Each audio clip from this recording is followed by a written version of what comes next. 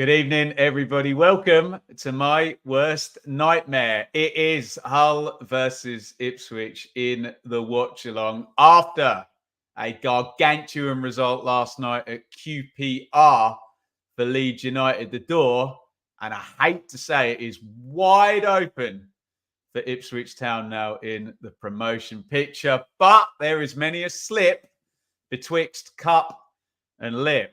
And that door needs walking through. Can they start tonight? Hull City still in with a shout of the playoffs after West Brom's poor result at Sheffield Wednesday today. Get yourselves comfortable, but let's be honest, it's not going to be a comfortable night. So good luck with that. Happy days if you're a neutral. If you're an Ipswich fan, it's going to be a long, long couple of hours. So come and share it with me. Sharing my pain. We're simulcasting on the Blue Monday podcast YouTube feed as well. Richard is going to be joining us very soon.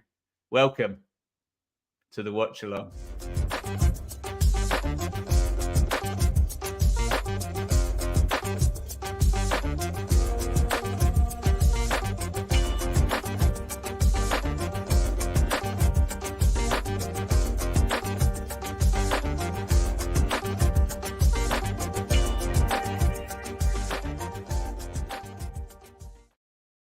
Well, here we go. Good evening, everybody. So many in the chat here. Let's say some highs to Amy, Anna, Jimmy, Jaden Philogene is the GOAT. I'm going to leave my bias at the door. I think he's a very good player, but I hope you're wrong if I'm very biased.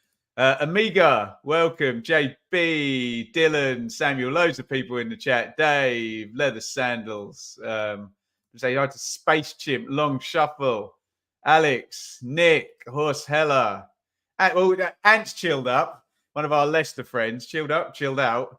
They're already up. So congratulations to Leicester. We'll go in to all of the permutations and what's going to go on. Hello to Tom on TikTok. I'm a Huddersfield fan. Want to cry with me? Commiserations as well to Huddersfield. We're going to get into all of what's gone on last night and this afternoon in the Championship and what it means. In fact, let's wind our time machine all the way back to Wednesday night, an important result as it pertains to this game because it was Coventry 2, Hull 3, which put Hull within 3 points of the playoff chase. At that point, sixth place Norwich City, who are no longer sixth because it's now sixth place West Brom. We will get to that. Seismic last night. QPR 4, Leeds United 0. I've said all week, if Leeds beat QPR, it's too much for Ipswich to do, especially looking at Southampton's result. We don't think Southampton are going to get anything at Leeds next week. But not only did they drop points, they lost.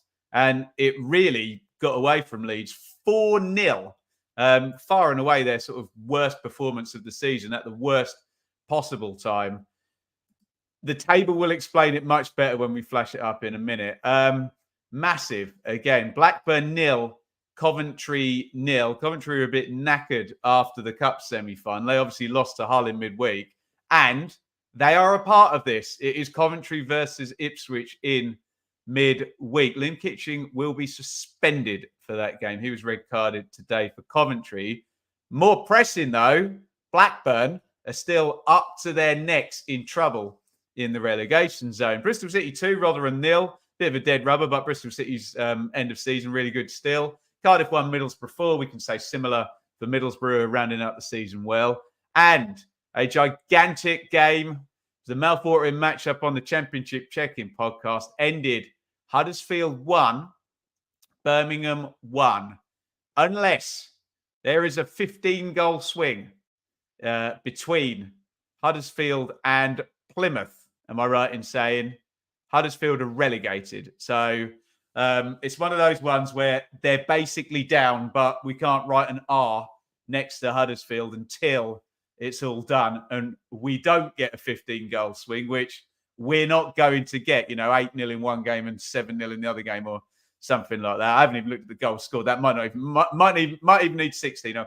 We'll check in a minute. Norwich 2, Swansea 2. That means Norwich go 5th going into the final day. More on that in a minute because they played Birmingham on the last day. And that's just gargantuanly giant as well. Take a bow. Sheffield Wednesday. Sheffield Wednesday 3, West Brom 0. What a performance by Wednesday over these last 5 or 6 games. They're not safe yet.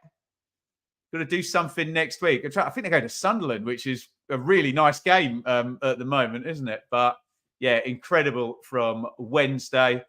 Southampton 0, Stoke 1. We'll give him his flowers properly. Well done, Stephen Schumacher. I know they were underachieving, but he had a job to do in a really hard season in terms of survival. And they are safe along with QPR. We'll get to that. Watford 1, Sunderland 0. Everyone's got their flip-flops on the beach down at the Vic. Right. Let's have a look at the league table. I'm not going to dwell much on the top of the table because my opinion will obviously be completely different in 2 hours, depending on what happens in this game. And we're at the point in the season where, for example, at 7:59 p.m. on Friday night, your opinion is flipped 180 degrees different than it is at 10 o'clock. Just one result at this point of the season, i.e. Leeds losing. Tonight, if Ipswich win, massive. If Ipswich lose, your opinion changes. Everything just completely flips on every result at this point in the season. Let me bring that league table up then. So, Leicester City are up. Doesn't matter what they do in their last 2 games. They can lose 8-0 in both of them. They're going to finish with 94 points or more. They are up. We'll do more detail on that with Sam on Tuesday on the check-in show. Leeds United now only have 1 remaining game and they have 90 points, which any other year is a brilliant total. They may get 93, which would be a record if they got 93 and didn't get promoted. It might get them promoted. We don't know. We'll find out because Ipswich Town have 3 games to play. So right now, the magic number is 5 points. If Ipswich get 5 points, they are guaranteed, whatever Leeds United can do against Southampton next week, to be promoted. I feel like what I say at the start of every penalty shootout, the first miss is not fatal. The second one normally is. Ipswich have got 3 goes at this in terms of getting their 5 points. They may not need 5, but 5 guarantees it. Obviously, the quickest way to do that is to win their next 2 games. But easier said than done with the insane amount of pressure that's going to be on. A draw, and a win. Be a long week for Ipswich fans, but that would be enough. Remember, Ipswich play already relegated, other than the R being written by their name, Huddersfield Town next weekend. Remember, Ipswich lose tonight. We move on. Is it Tuesday night Ipswich play Coventry? It is, isn't it? It's not Wednesday. We move on to midweek. I'll just say midweek. And the pressure goes up a little bit more. And instead of it being Ipswich need 5 points from 3 games, Ipswich need 5 points from 2 games.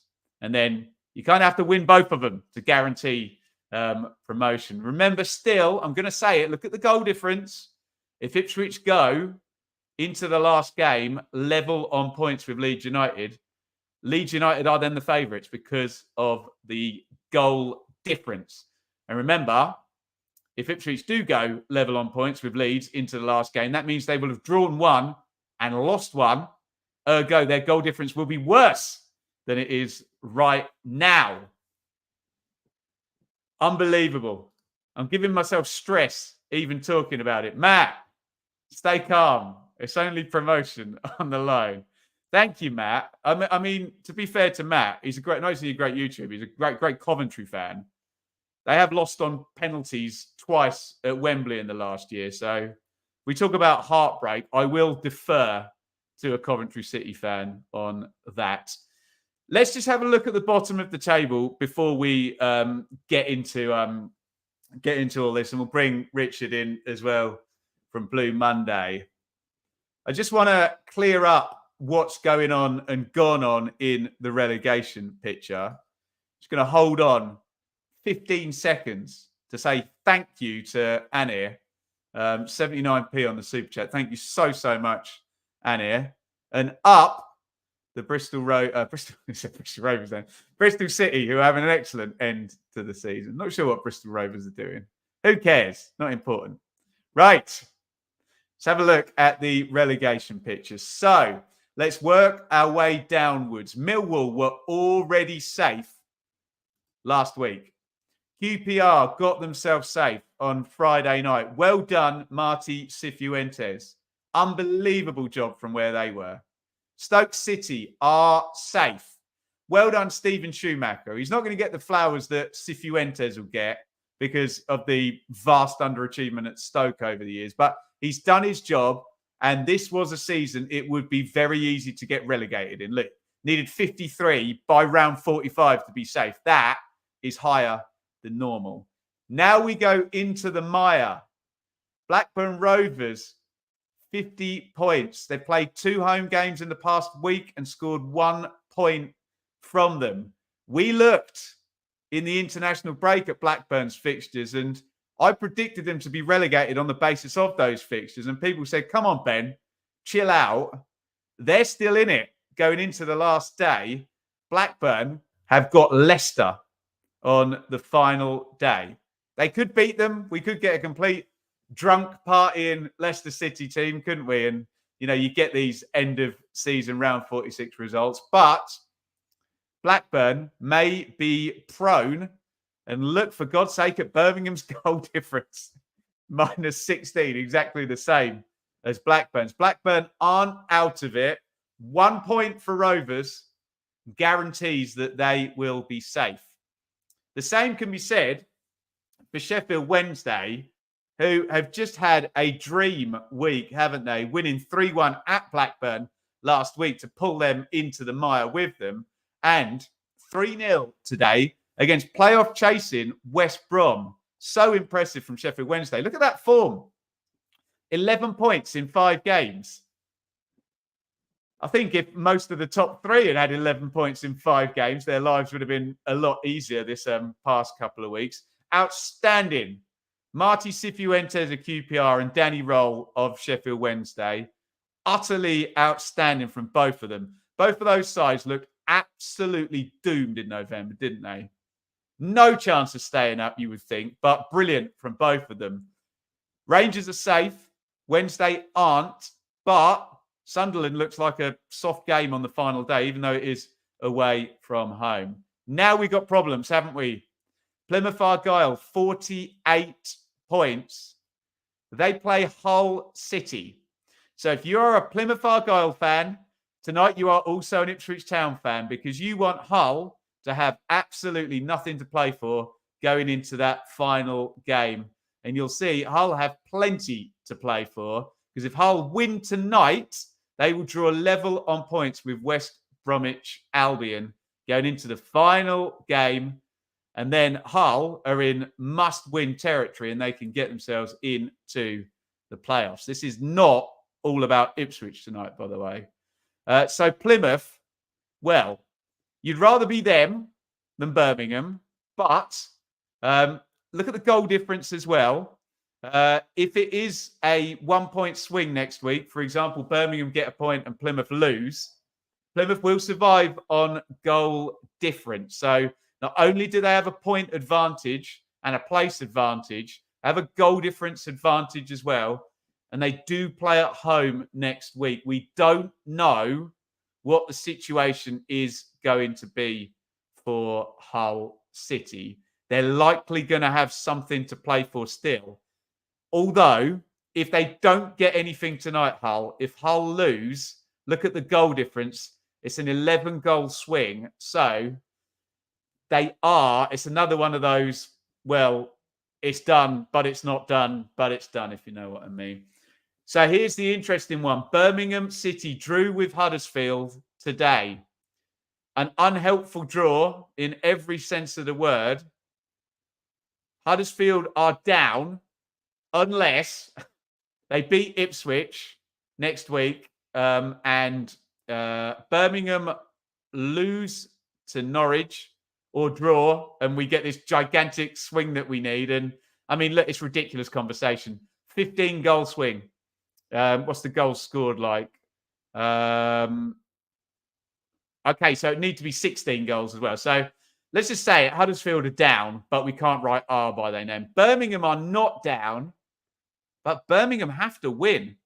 They really have to win. I know we had that ridiculous situation with Nottingham Forest and Swansea a few years back, didn't we, in the COVID season, where with 30 minutes of the season to go, they were 6 goals and 3 points apart. And there were 3 goals in the Forest game and 3 goals in the Swansea game. And they swapped places in the last half hour. So we have seen ridiculous swings of more than the 4 goals it would take.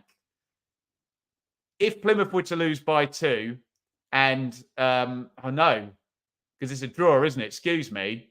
So you'd need Plymouth to get absolutely hammered by 4 and Birmingham to draw for it to work for Birmingham on goal difference. What we're saying is Birmingham have got to beat Norwich next week, which adds another interesting wrinkle to this. Because if you're a Norwich fan, probably don't want Hull to win tonight in terms of those playoff spots and just getting that all sorted. Although Norwich look pretty safe. So going into the final day, absolute chaos. Blackburn can go if they were to lose at Leicester and Wednesday were to get a point and Plymouth were to win and Birmingham were to win. It's unlikely Blackburn are going to go when you add all of that up. Same with Sheffield Wednesday. You'd need Plymouth to win. You'd need Birmingham to win also, although the goal difference does work there and Wednesday to lose. Plymouth, we've said Birmingham have to win, don't they? So if you are Plymouth, you know, you could get away with one. You know, you could lose and still stay up depending on what Birmingham do, because we know that a draw is unlikely to be enough unless Plymouth get absolutely battered by Hull.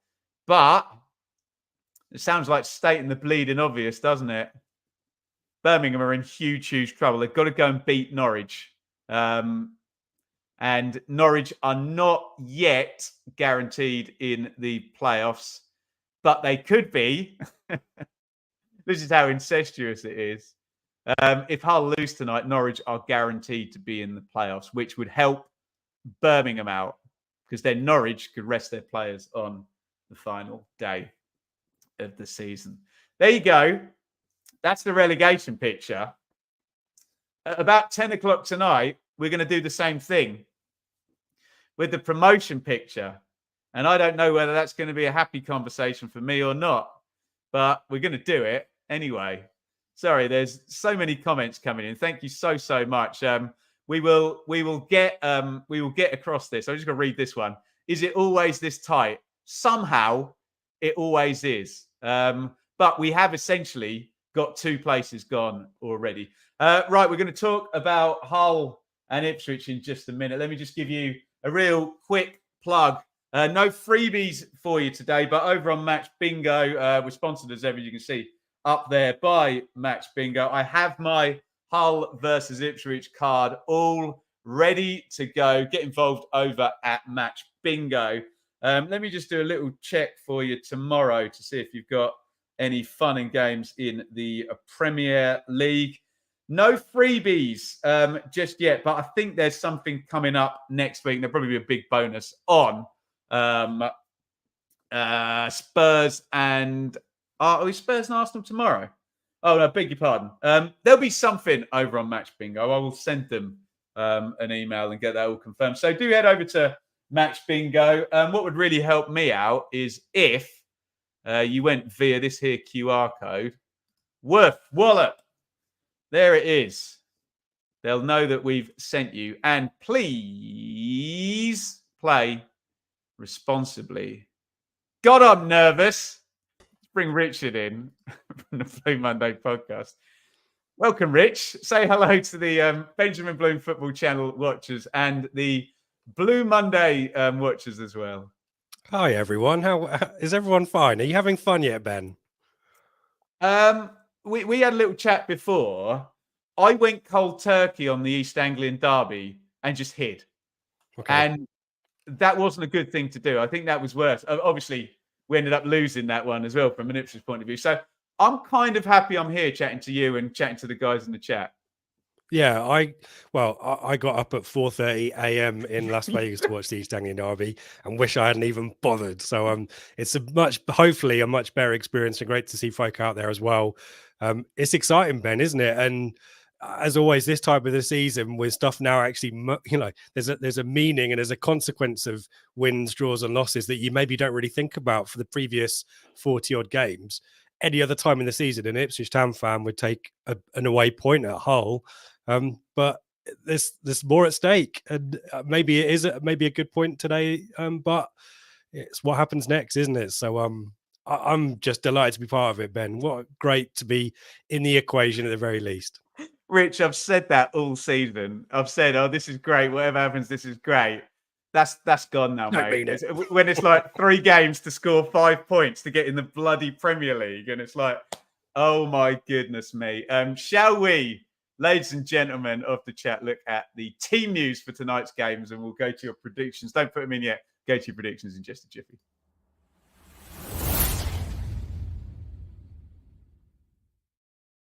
Let's get into this then. Hull City and Coventry City, I would say, recruited the best outside of the parachute teams. They've got good players, Hull. Got a good manager as well. Play a nice style. For Hull, in goal, Ryan Alsop, Jacob Greaves, Jones, and Slater across the back. Amur and Morton. In fact, switch Amur and Seri there. Footmob have got that the wrong way round. Seri obviously had a lovely old time with Fulham, didn't he? Morton on loan. Rich from Liverpool, is that right? Yep. As is the excellent Fabio Carvalho, who had a lovely time with Jean-Michel Seri and Alex Mitrovic and Harry Wilson at Fulham. Jaden Philogene is fantastic. Really, really good player. Aussie 2 fan, Rich and I were discussing, will either have 6 touches, get booked and get subbed after 65 minutes, or get a goal and an assist, right? What's your take on the whole team, Rich? Yeah, I think our intel suggests in recent weeks it's 2 up front. So that formation that you've got there, I think 4-2-3-1 definitely favoured by Rossini earlier in the season and for a good chunk of it. But now I think it's about getting all of that attacking quality, and there's plenty of it on the pitch in the right places. Obviously, Philogene, top scorer and top assist maker. He's the threat. I think Ipswich doubled up on him and brought in George Edmondson specifically, I think, to deal with him. So we know all about that threat. But Carvalho, 9 goals and an assist. Sky were in their build-up talking about how since he's been moved to a forward rather than a number 10. He's got 9 goals and an assist. He's only been there since January, right? Yeah, exactly right. But those goals and assists have only come since Rossini's shoved him up front. So he's obviously a real threat as well. So there's plenty there. Yeah, Tufan, as you mentioned, played, came on off the bench against Coventry midweek, 25 odd minutes. I think it was 50 minutes.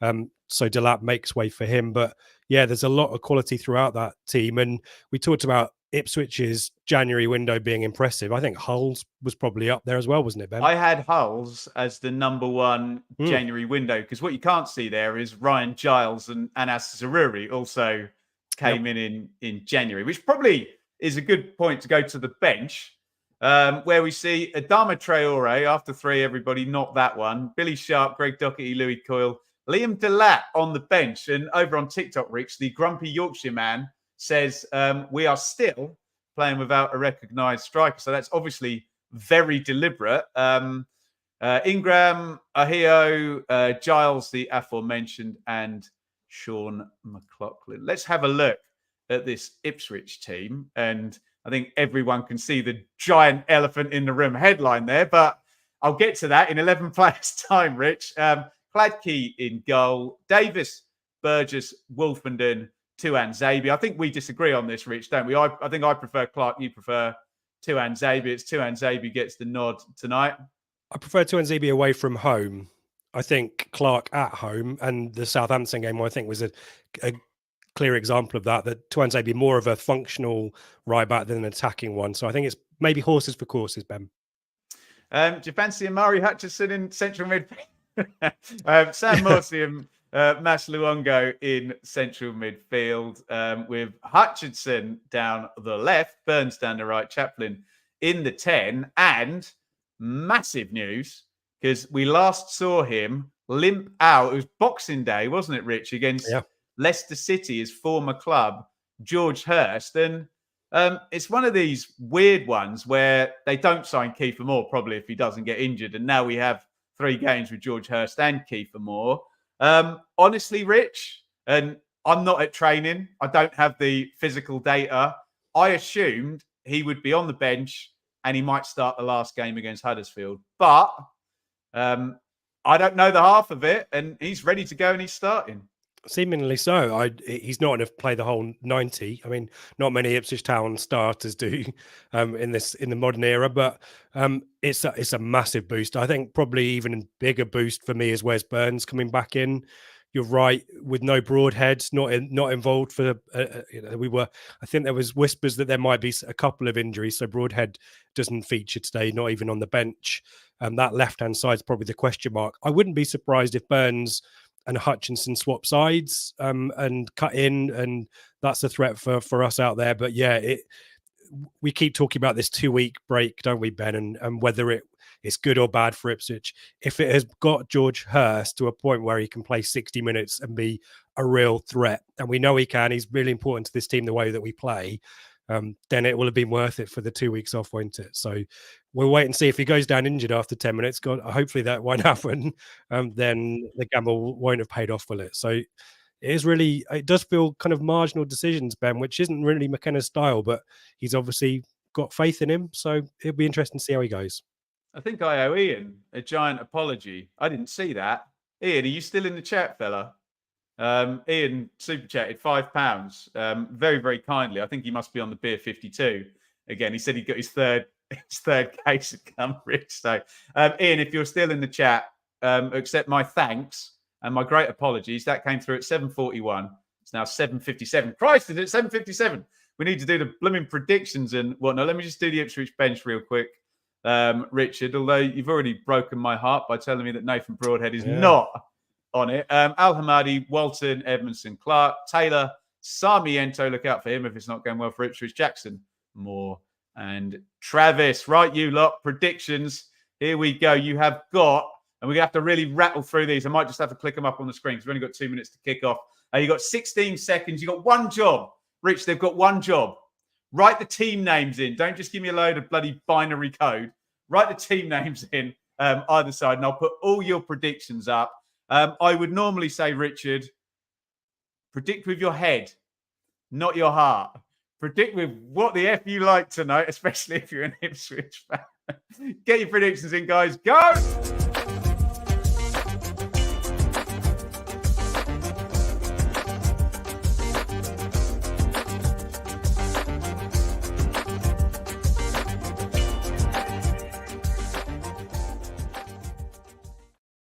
Right, here we go. Guys, I'm so sorry if you put the effort to put your predictions in. I'm literally just going to have to hoss through them real quick. Look, Jay's he's managing my time for me. Is it prediction time yet? Right, where are we? Okay, 3-1 Ipswich, 3-1 Ipswich. Desmond, 4-2 Ipswich. Desmond, 2-1 Nigel, 2-1 Hull. Liam, Desmond, 2-1 Hull. 4-0 Ipswich, 2-1 Ipswich, 2-1 Hull. We're all over the place. What I'm seeing, Rich, both teams to score in the majority of these ones. So I want to click on everybody's predictions here. Appreciate the support, everybody. Absolutely fantastic stuff. Bang, bang, bang, bang, bang. It's all over the place. I can't register anything useful from this, Rich. My brain is already gone to mush. And I don't know what's happened to my heart or my nerves. There we go. What's the last one? I'm going to go with the last one from Sam.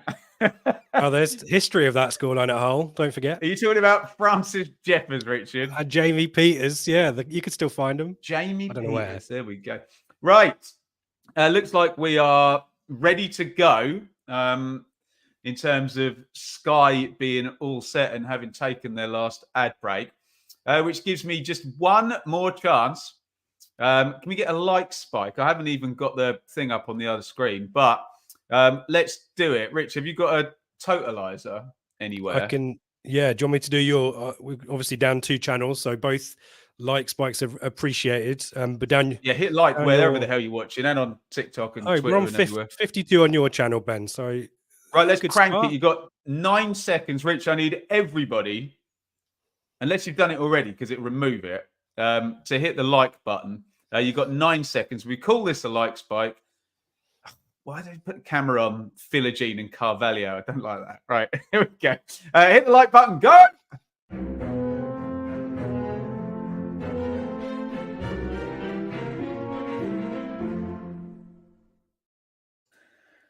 Oh, God. Come on, mate. I was trying to have a moment there while the stinger was playing, Rich, but oh, look at the stat with Wes Burns in the team, the win percentage with or without. That's the one we need to look at. Doesn't matter. Do we give our predictions, by the way, when you asked everyone else? With Sam, I went for 0-0, but I didn't know the lead score at that point. Yeah. What did you go for with Sam? I stupidly was kind of triggered into going for an Ipswich win, but that was very much a heart prediction. I think it'll be, there were a few 2-2s, weren't there? That feels right. I think there will be goals in it. I'd love Jeremy Sarmiento to come on in the 87th minute and score a third, 3-2 winner for Ipswich. But this is a tough game, and an emotional game for both teams as well, isn't it? Let's be honest. Hull seriously have something to play for with West Brom's really patchy form, so they are up for this as well. But there's stuff on the line, and as for Ipswich, they know what they need to do. 5 points. Oh my God! There is Kieran McKenna, the Ipswich players in their pre-match huddle, and Liam Rossini and the Hull players all prepping. There is big Jacob Greaves and Sam Morsey. Referee Andrew Kitchen, Ben, has refereed 1 Ipswich match and 2 Hull matches. The 2-1 Coventry victory. Okay. Did he give any dodgy decisions? I don't think so. He didn't disallow the Trivella, did he? So that was good. He's ref 2 Hull games, Ben. The 2-1 defeat against Norwich at the MKM and their 3-1 defeat at Leeds. So I did a watch along of that Hull Norwich game. It was ridiculous. Norwich went in the final third twice and scored. Johnny Rowe scored an amazing goal in the first half, and then they got breakaway goal at the end. That was the night where I had to grudgingly admit to being a Johnny Rowe fan. He did a little drag over and then put it in with the outside of his foot. Absolutely brilliant goal. But oh man, here we go. Here we go. Here we effing go. It is Hull versus Ipswich on the watch along, and by God, we have kicked off.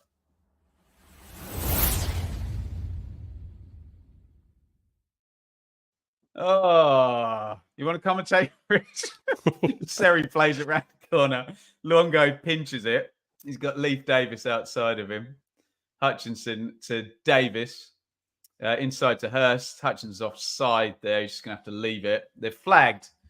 Anyway, lively start from Ipswich in the first 30 seconds. We are on Sky Sports main event HD Live. If you're watching on Sky Go, Now TV, Smart TV, we can give you a time sync and you get yourself lined up properly.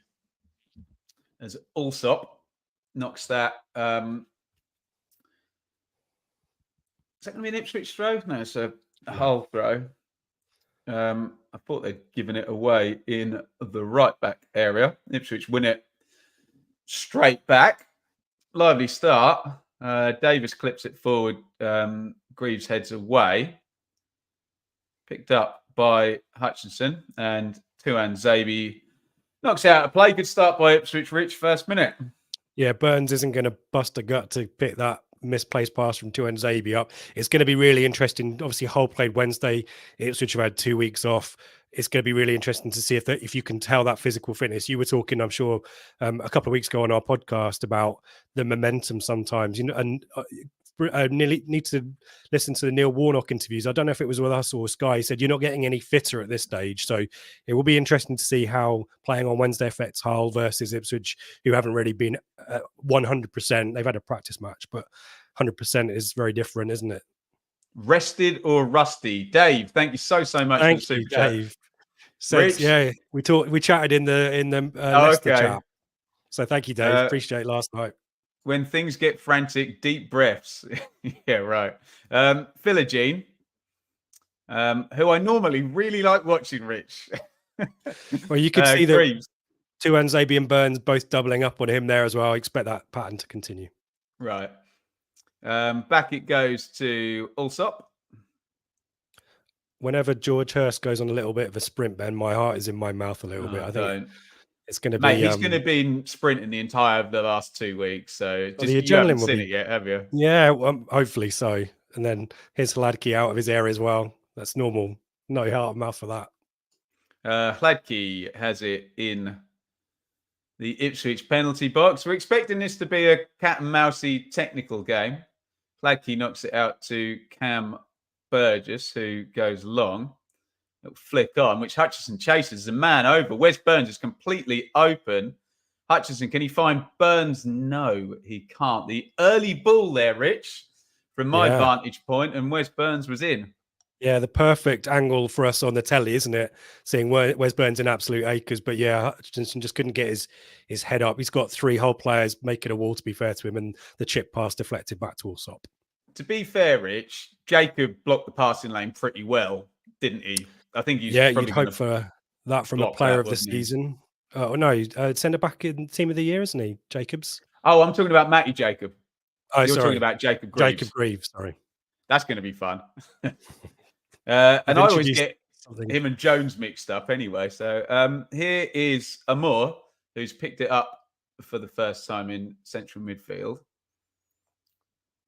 Ipswich not pressing the centre-backs for Hull, just sitting off a bit, which allows Seri to drop into the pocket. Lovely ball by Seri through the lines. Carvalho carry, and out it goes to Tufan. Tufan comes inside. Lovely back heel. In comes the cross. Really good from Hull, Rich, and cleared out. Lovely move that, wasn't it? Yeah, Tufan obviously heard our pre-match assessment of him immediately. First touch, I think it is a back heel. Good move, good clearance away. I'm only allowed to back heel tonight, yeah? Yeah, well, yeah. I saw the back heel at Watford, Ben. As long as that's the extent of the back heels, that's fine for me. But interesting to see how, Ipswich very happy to kind of camp on the halfway line at this point when Hull have got it around the back. But Morsey and Longo push up quite high as well. So there is kind of space. I was just going to say, it's very Arrigo Sacchi, isn't it? Squeezed for all you Italian football fans from 1989. Here comes Amur again. It's out on the right wing with Slater inside to Jones and to Greaves, who, as Richard points out, is probably going to be... and Hull fans get upset with me when I say this, but given what we might imagine Hull's FFP position could possibly be next season, they may need to listen to bids for Greaves, who may well be their highest sellable sort of asset. Rich, English, can play on the left-hand side as well. Yeah, and it's the worst advertising in the world, isn't it, when your players are nominated in the team of the year unless they're a promoted team. I think all Ipswich fans, if the season doesn't go as we hope, all expect Leif Davis to be off. So that's sadly the game, isn't it, especially when you're not a parachute team like Ipswich and Hull. Here is Slater. Hull have been the better side for the last sort of 3 minutes. I think Ipswich had the first couple of minutes. Here is Jacob. Carvalho in the pocket again. There's no striker up there, and they're all dropping off. Here's Philogene, takes on Tuanzebe. He's just taking it out of play, though. Rich, that sort of thing bothers me. Did you see that? They had no one in the number 9 position then. We've already seen Tufan go out and go onto the left wing. Carvalho into the 10. It's going to be very fluid, that Hull attack. And look, centre-backs on that replay got no one to mark. Very odd. No, and the threat is either side of the back four, isn't it, for Ipswich? Tuanzebe did well to stand up there to Philogene, but if Philogene had got past him, he's probably have to have a shot at goal, as you say, because there just isn't there. And Carvalho dropping in, as you say, to start the move in the first place. So, yeah, here come Hull. Is Amur, Slater, Carvalho. Nice little dink into the middle looking for Tufan. He got the header, didn't he? I think he won that off Pladke. And there's always the risk. I think the Man United keeper's won for this, that you come out with your fist like that. If you catch the player, it's just a penalty nailed on, Rich, isn't it? He's offside by the look of it. His arm is maybe, yeah. I think his shoulder is. Didn't get flagged, did he? I thought I wanted to give Hladky credit for getting there first, but he's not really, is it? No. No, it hits Tufan on the head, didn't it? There's one down the line for Leif Davis to chase. He robs Greaves, actually. He's won a corner, actually. It's a bit cheap, brilliant. That, Rich, wasn't it? Yeah, I thought, yeah, when you're a defender and you see the ball start to have momentum going out for a corner, I mean, throw-ins and corners are pretty marginal anyway, but I just stick a boot in, wouldn't you, and just keep the ball out for a throw-in at the very least. Ipswich don't have a long throw threat, and they do have a corner threat. And here it is. Leif Davis, George Hurst in there, Cameron Burgess, 7:48 on the clock. Whatever that means is the signal, or has he just cancelled the first signal? And I don't know where they're going in the playbook. The players do, but in comes the cross. So it worked as well. Burns was free on the near post. Couldn't quite get the flick. Here's the recycle. Wolfenden. Hutchinson. Dodgy touch by Hutchinson, but he's got loads of space. Morsey. Hull need to get out, Ben, don't they? They're sitting really deep still. Morsey hits a low shot. Good effort, that, Rich. Keeper Allsop just figures, I'll palm that out for another corner. Yeah, smart from Morsey, I guess. I thought Hull were a bit slow to engage. Gave him a bit of time. He scored a very similar goal at MK Dons last season and won us the game. We know Morsey can have a shot. Usually deflects for those Leicester fans out there. But yeah, good hit. Another corner then for Leif Davis. In it comes. Big header there. Really good header by Jacob on the near post there. Hutchinson. Davis is open. Davis, crossing position. Davis, good cutback. Hutchinson now right-footed, drills the shot in, blocked. Morsey again. Hull much quicker out this time. Luongo. Davis, crossing position, onside. Poor cross by Davis, but good header again. Burns can't control it first time. Goes to Morsey. In comes the cross again from the left-hand side. Burgess, big win. Jones gets the header on it. Burgess couldn't get there first in the box. And here is a Hull counter-attack, which Luke Wolfenden snuffs out. All a bit frantic, Rich, but no decisive final ball. A couple of good crossing positions for Leif Davis there as well. Yeah, I'm surprised they're giving him so much space. He did well to keep on side a couple of times as well. As you mentioned, the ball gets recycled back out there, and there's always the risk that he hasn't watched the line. But no, he kept on side. But yeah, despite having the threat of Hurst, it's different to the threat of Kiefer Moore. There's a couple of 2 or 3 inches of height difference there. Ipswich definitely have changed the style of play to try to find Kiefer Moore in the box. I don't think that's Moore's game necessarily. So it will be interesting to see whether Ipswich's players kind of recalibrate their balls into the box. But Burgess is the threat there. Nearly won it, but yeah, no real threat. No work for the keeper really, was there? Free kick then to Hull. Nothing in this game whatsoever. We've had 3 minutes for Hull. We've had a couple of set plays for Ipswich.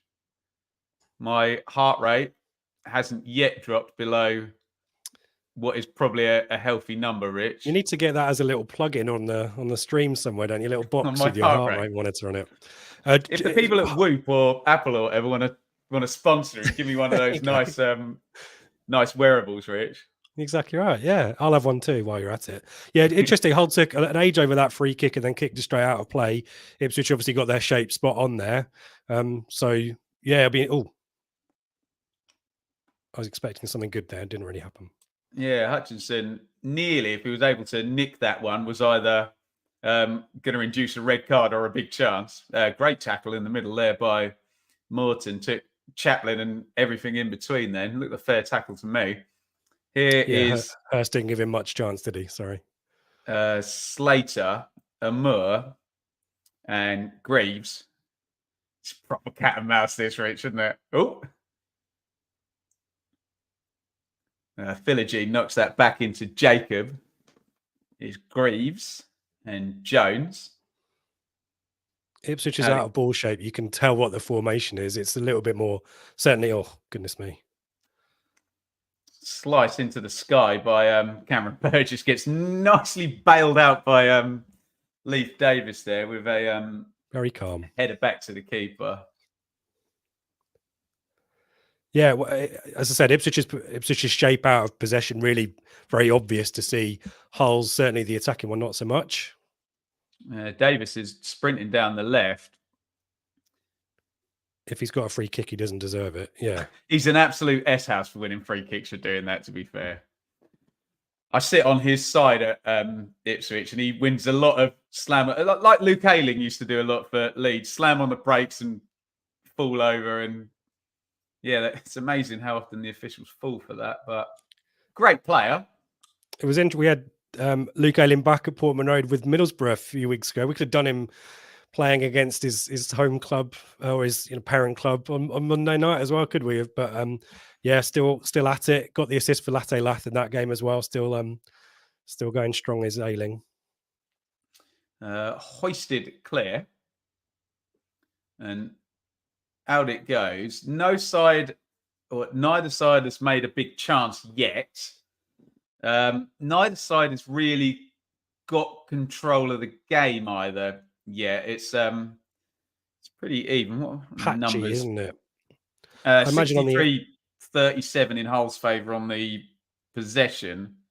2 shots to nil in Ipswich's favour, but lies down lies and statistics are meaningless stuff so far. I'd imagine the attacking momentum graph is a couple of Hull chunks and a couple of Ipswich chunks, but neither particularly pronounced. Agreed. Allsop goes up the line. That's well worked. Oh, lovely stuff from Hull again. Carvalho with the layoff, and they've got it wide to Philogene. Knocked immediately inside. What a brilliant move this is. Lovely one-touch stuff. And in the end, Morsey gets in there, breaks it up.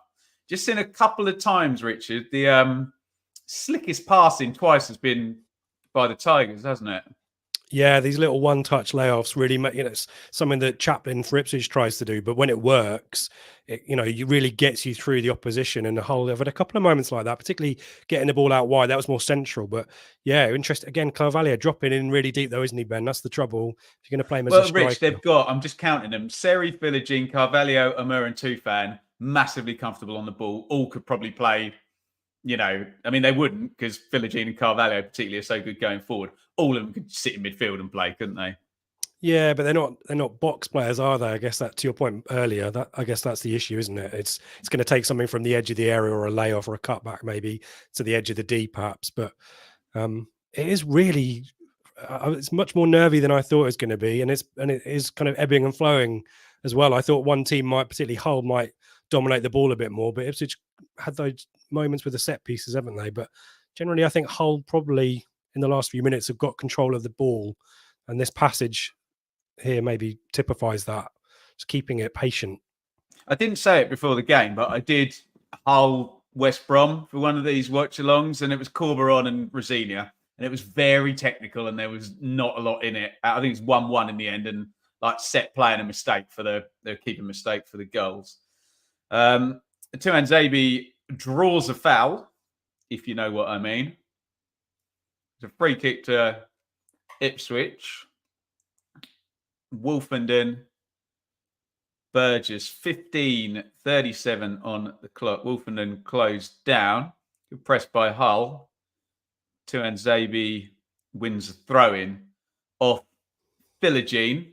Villa 1, Chelsea 1 in the Premier League. The evening kickoff there. If you're watching that one, keeper's posted. Flaky knocks out right across Aussie Tufan in the 6-yard box. That's the game, you know that. Oh, mate. Nearly. Yeah, Hurst looked a fairly easy pass that, Rich. Maybe I'm being unfair because he was touch tight with his centre-back. Couldn't quite find Chaplin. Yeah, I get, and again, that's match fitness, isn't it? That's the pace that you put on the ball. I'm not sure Chaplin was particularly alert to it either, which didn't help. I mean, I've just dug out some of the stats that we were talking about in the pre-match show about Hull. For Ipswich fans who haven't seen a huge amount of Hull or probably have a false impression of them after that game at Portman Road, I'll let this play out a little bit. I'll let you go for that, Ben, if you want.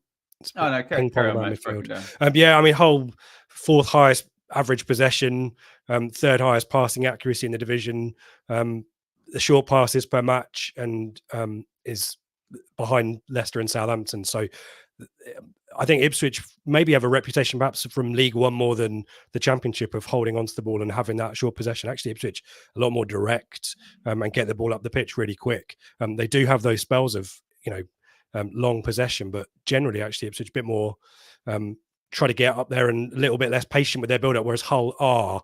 And so I'd expect Hull to have more of the ball. That doesn't really concern me at this stage. There's one in the channel for Hurst. Collects it and turns inside. Goes out towards the right-hand side. Turns it into Chaplin. Burns. I was thinking beats Wes Burns. Philogene. Chaplin into the box. Crosses it in. It hits Hurst up the backside. And Hull are going to clear their lines, are they? Yeah, Jacob goes long. It's a horrible ball by Jacob. Going to win it back, though. Ooh, Chaplin, careful there. Little drag back heel attempt by Hutchinson. And it was just getting Chaplin on the ball for the first time, 18 minutes. And it's going to be a throw-in down the right, which Tuan Zabi is going to take. 0-0. Flipped up off Carvalho. Morsey strong. Tuan Zabi. Burns looked offside. Flag stays down. Burns knocks it inside to Chaplin. Chaplin back to Burns. You get the cross in. He can. Oh, poor clearance! And into the back of the net by George Hurst. He's back in the team. And he's back in the goals. And Ipswich going to be back in the Premier League. Hull 0. Ipswich 1.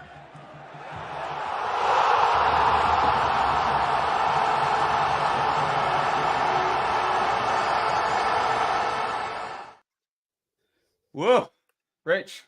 Well, we were speculating. He looks knackered, does George Hurst, but he won't care. And typically, great Ipswich move down the right-hand side. I was thinking Chaplin had a chance to cross just before, probably picked the wrong option. Patient this time, worked with Burns, deflected, missed. Who swipes at it? I'm not sure who swipes at it, but falls to Hurst perfectly on the penalty spot, Ben, and he just drives it home. No messing. It's a bad really mistake, good goal, isn't it, on the near post? I can't see who swings and misses there. Let me see if we haven't noticed. Oh, it's a good finish by Hurst. He tucks it away nicely first time. It's a big miss kick. Morton, I think, Ben swipes at it. What? So he's covering him from central midfield. I guess, like so. You said, they've got the throw in, and they're kind of everyone's a bit deeper than they would otherwise be. And George, they've just literally put the camera close up, bless him, on his poor guy. To be fair, he was taking the centre. Wow, Hull 0, Ipswich 1, 18 minutes gone. And for some reason, that's made me more nervous. I've got another stat for you, but I'm gonna keep it for a while. That's kicking. Is that a low head or a high foot or a bit of both? Where's Dave Diamond when you need him?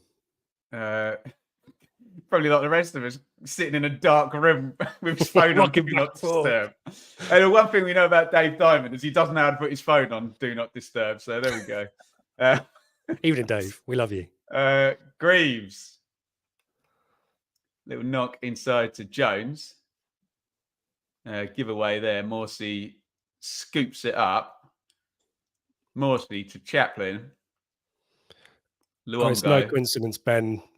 Burns and Hurst, isn't it? And a lot of Ipswich fans really excited. Obviously, this time last year, we just got through the Barnsley win, where both those guys were really, really important for Ipswich's promotion running towards the end of that season. But Burns down that right-hand side, we have missed him. And it's no coincidence that Chaplin hasn't been maybe his normal potent self without Burns in the team as well. That, there's our mate Harry from Bath, who watched Blue Monday for a while, remember, Harry and his covalent bonds, but there are partnerships and pairings across the pitch.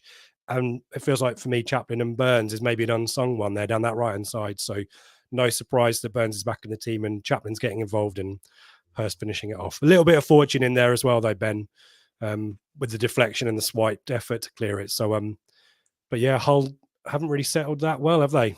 Oh, Davis has pinched that. Good covering, though, by Amur, who's done really well, actually, especially if he finds an orange shirt with that. Sorry, amber shirt. Apologies to all Hull fans. They don't like that sort of thing, do they?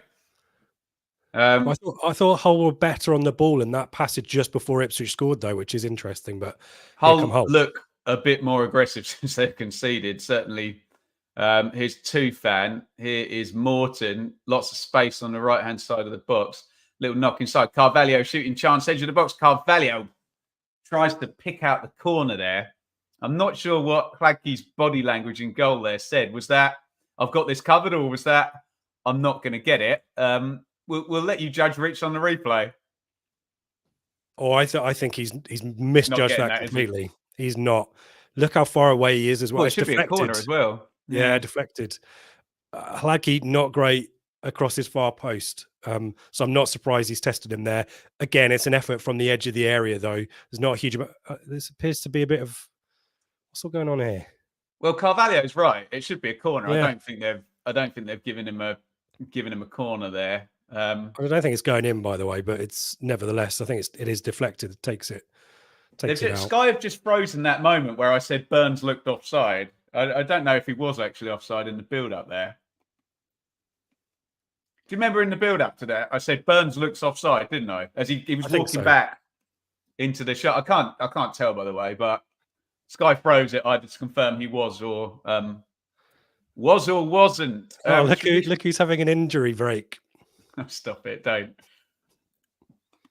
By the way, speaking of injury breaks, guys, you can have a drinks break up there, courtesy of the fine people at Beer 52. If you look on the crawler down the bottom, you'll get a little bit of help with that as well. All you have to do is pay for the postage, and you get that lovely kind of box of 8 beautifully curated beers from Beer 52. The postage is £5.95. You get the box, you get magazine, you get some bar snacks as well, and 8 beers from all around the world. It is www.beer5252.com/bloom. It's ticking across the bottom there. Loads of you lot have done it. I really, really appreciate it. Rich, you've had some as well, haven't you? I just got my second box last week, actually. And another perk that Ben doesn't talk about is the awkward conversation with the delivery driver. Goes, "I've got your beer for you," as if I'm like, I've got a problem or something. It's like, no, don't worry about it, mate. If you knew about my missus' addiction for buying books off Vinted, me and the delivery driver just look at each other every day and just laugh now. There's no words, just yeah. See you tomorrow, mate. Yeah. Right. Here is Jones. Gets it back off Amur. Trying to do the old central midfield rotation and finding the pockets either side. The lad Amur has done that well a few times. And Tuanzebe keep that in. Looked like that went out, didn't it? I thought that went out. Yeah. So did whoever's warming up down there. But not given. Picked up by Philogene. Karate there from Chaplin. Some Bruce Lee stuff by Connor Chaplin.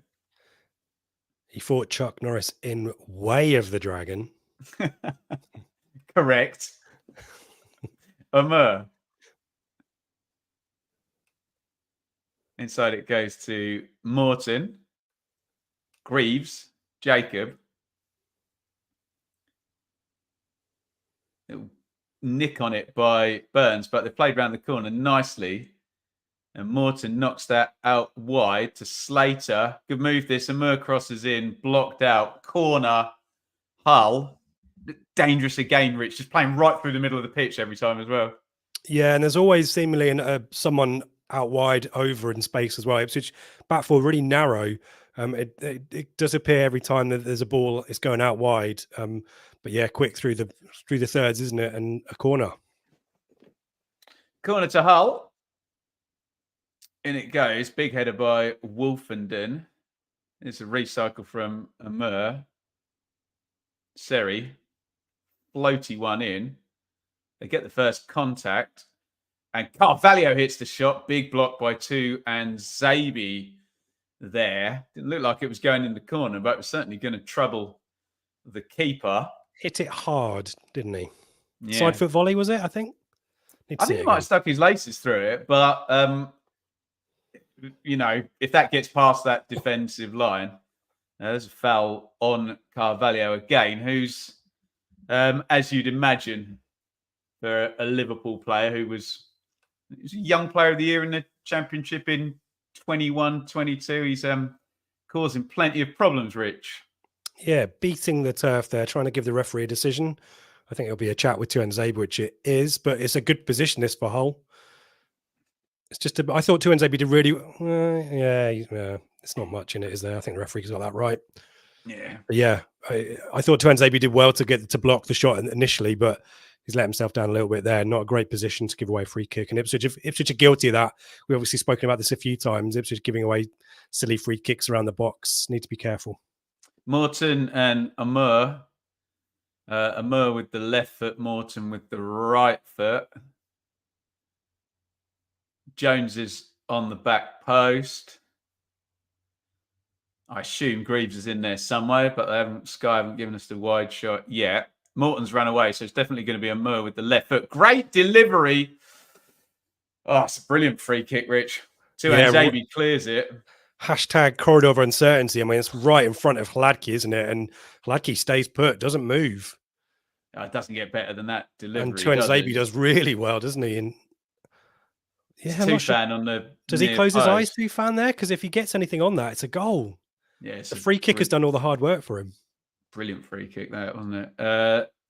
It's a throw in, not a corner, which Matty Jacob is going to hurl in. No, he's not. Goes short to Carvalho. Jacob beats Chaplin easily. Cross goes in, headed out by Luongo. Morsey helps it on its way. Hull have just played that all the way back there. Ipswich, I was criticising Hull for this earlier. Ipswich really slow to get out. Ball over the top. Yeah, I thought Ipswich were really slow to get out, and Hull, I don't know why they played it all the way back home to Allsop there when they could have kept the pressure on a little bit. Everything all right, mate? Do you want me to keep going? My live has been stopped due to inactivity. Does that mean inactivity from me? I don't know what on TikTok is this. To do. There you go. We are back up and running on TikTok. Hi, TikTok. They can't hear me, so it doesn't matter. No, they can't. It's just a big, bold silence. Here comes Hutchinson down the left-hand side. Hutchinson having a run at Jones into the box. A foul. Yep. And it's going to be a free kick. Really clumsy that from Jones.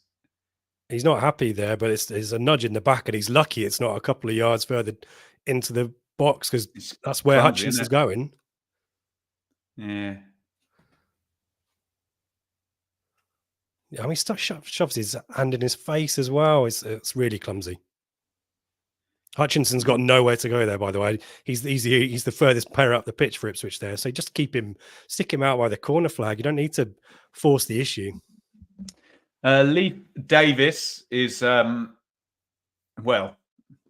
Davis is taking the free kick. I think we all know the subtext of that, don't we? Keeping a lookout for the baseball kind of gestures to figure out where the set piece is going. It's kind of Chaplin, isn't it? Normally does, doesn't it? Davis. And it goes low. It does go to Chaplin. Deflected for a corner. The whole league knows it's going to Chaplin, Rich, but it still gets there. That's really poor, isn't it? That's Tufan. He should really pick it up. That's not his job, though, is it? Seri gets something on it. It's going to be a corner to Ipswich. And I nearly spoke over it if it had gone in, so apologies. I won't do that again. Davis swings it in left-footed. Oh, there's a touch on the near post, I think, but I thought it was Burgess, but they got the camera on Luongo. I think he might have slid in afterwards. It ends with Luongo, doesn't it? Yeah, it's a chance, isn't it? Burgess knocks it on. Oh, it's a chance for Luongo. Just dink it over the top. Foot round it, Rich. That'll swell the XG, won't it? Yeah, he needs to kind of dink underneath it. I mean, it's difficult. He's falling over, isn't he, at that point? Allsop's out quickly, to be fair to him as well. But yeah, another moment from Ipswich from a set piece. Inside it goes to a Morton. Carries it down the line. Double team, and Leith Davis knocks it home to Hladky, who pings it into Hurst, who was coming from an offside position. Amur, who's pretty good actually, isn't he? The little is he another Turkish fella? Yeah. I think so. He's on loan from Burnley. No, that's Zaruri. Amur, where did he come from?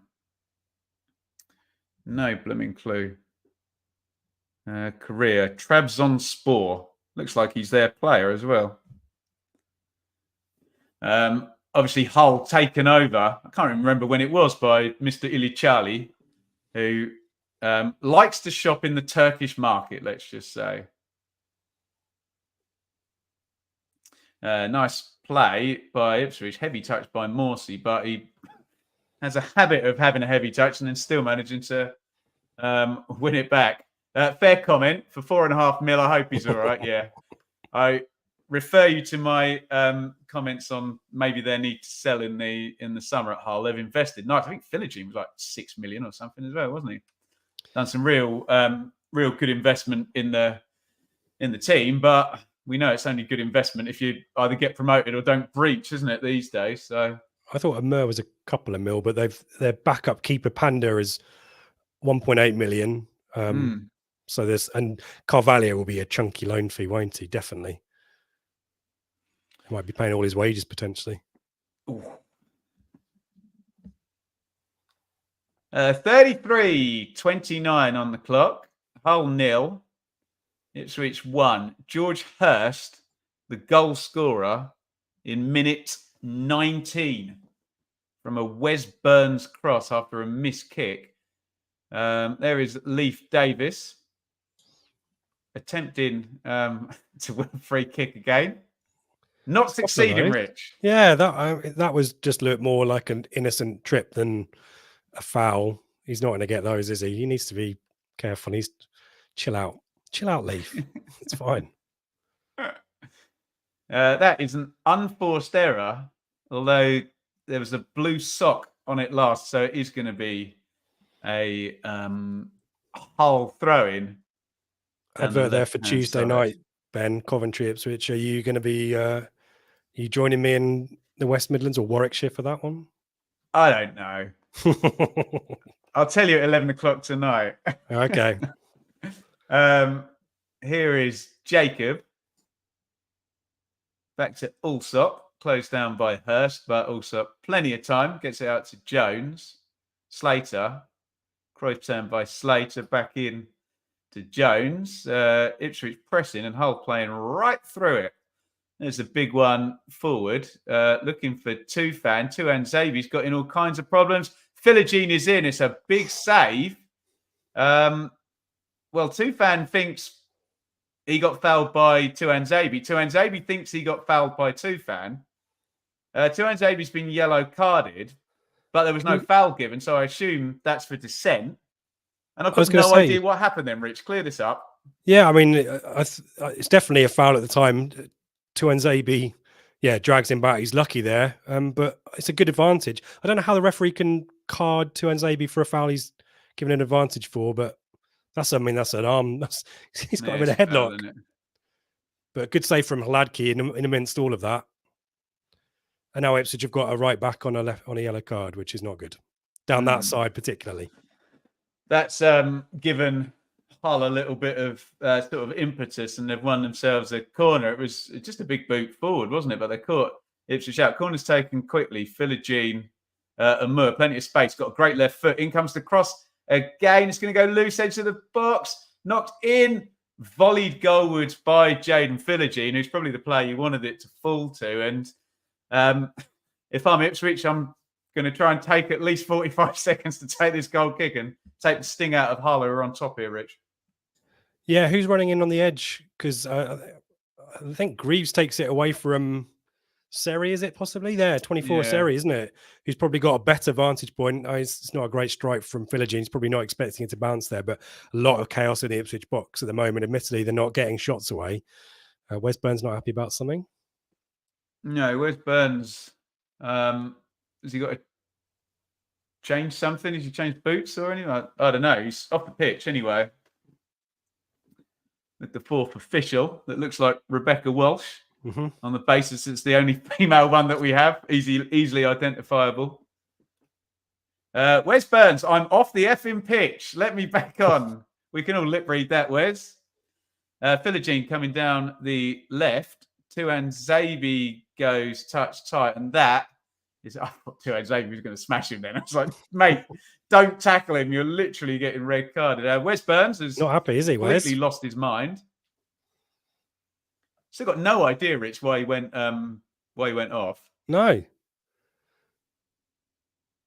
This has gone out for a goal kick, hasn't it? A Morsey shirt pull, Tuan Zabi shirt pull. Oh, and Philogene gives it up rather than trying to actually make the cross.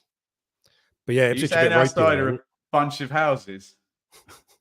Got to be away from home, haven't you know? Sorry, we as in Ipswich have got to. It's not going to be a nice, pretty game for Ipswich. This. There's a foul by Sam Morsey. Please don't give him yellow card number 14. Doesn't look happy, does he, Sam? I a little bit marginal that one as well, but Ipswich needs, clear their heads a little bit here. It's a little bit panicky. Doesn't, they're the away team as well. I'm sure the MKM is getting a bit rowdy and noisy as well. Another set piece, another free kick given away. Just Ipswich needs to chill out.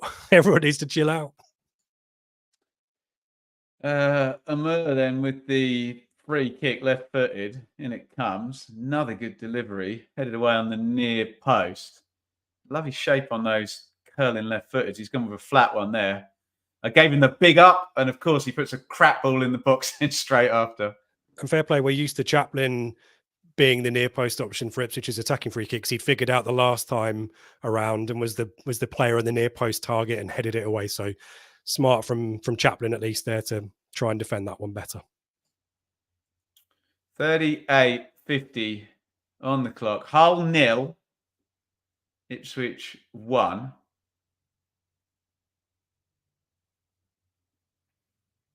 Hull have got it in the back four. They've gone forward long. Unforced error. Throw in. Ipswich. Ben, Amur's only got 2 assists to his name, and I think we said he's a January signing possibly, so that's not too bad. But Hull do have a good number of goals from set pieces. 7 is the 5th highest in the division. So this threat that Ipswich keep giving them opportunities, that really needs to stop, or they need to figure out a strategy for it. That's the trouble. Hull will play, and they've got the quality up there to get in behind as well, especially down the wide positions. Now Tuan Zabi's on a yellow. He will be targeted as well. And Morsey. Oh, given away by Morsey. It's going to be a huge chance here. Seri knocks it in. 2-fan 1-1. It's a horrible goal from Ipswich. Sam Morsey gets robbed on the edge of the box. Seri knocks it on. 2-fan sticks it into the back of the net. Hull have been the better side for the recent 5-10 minutes. And there is the equaliser. Hull 1, Ipswich 1.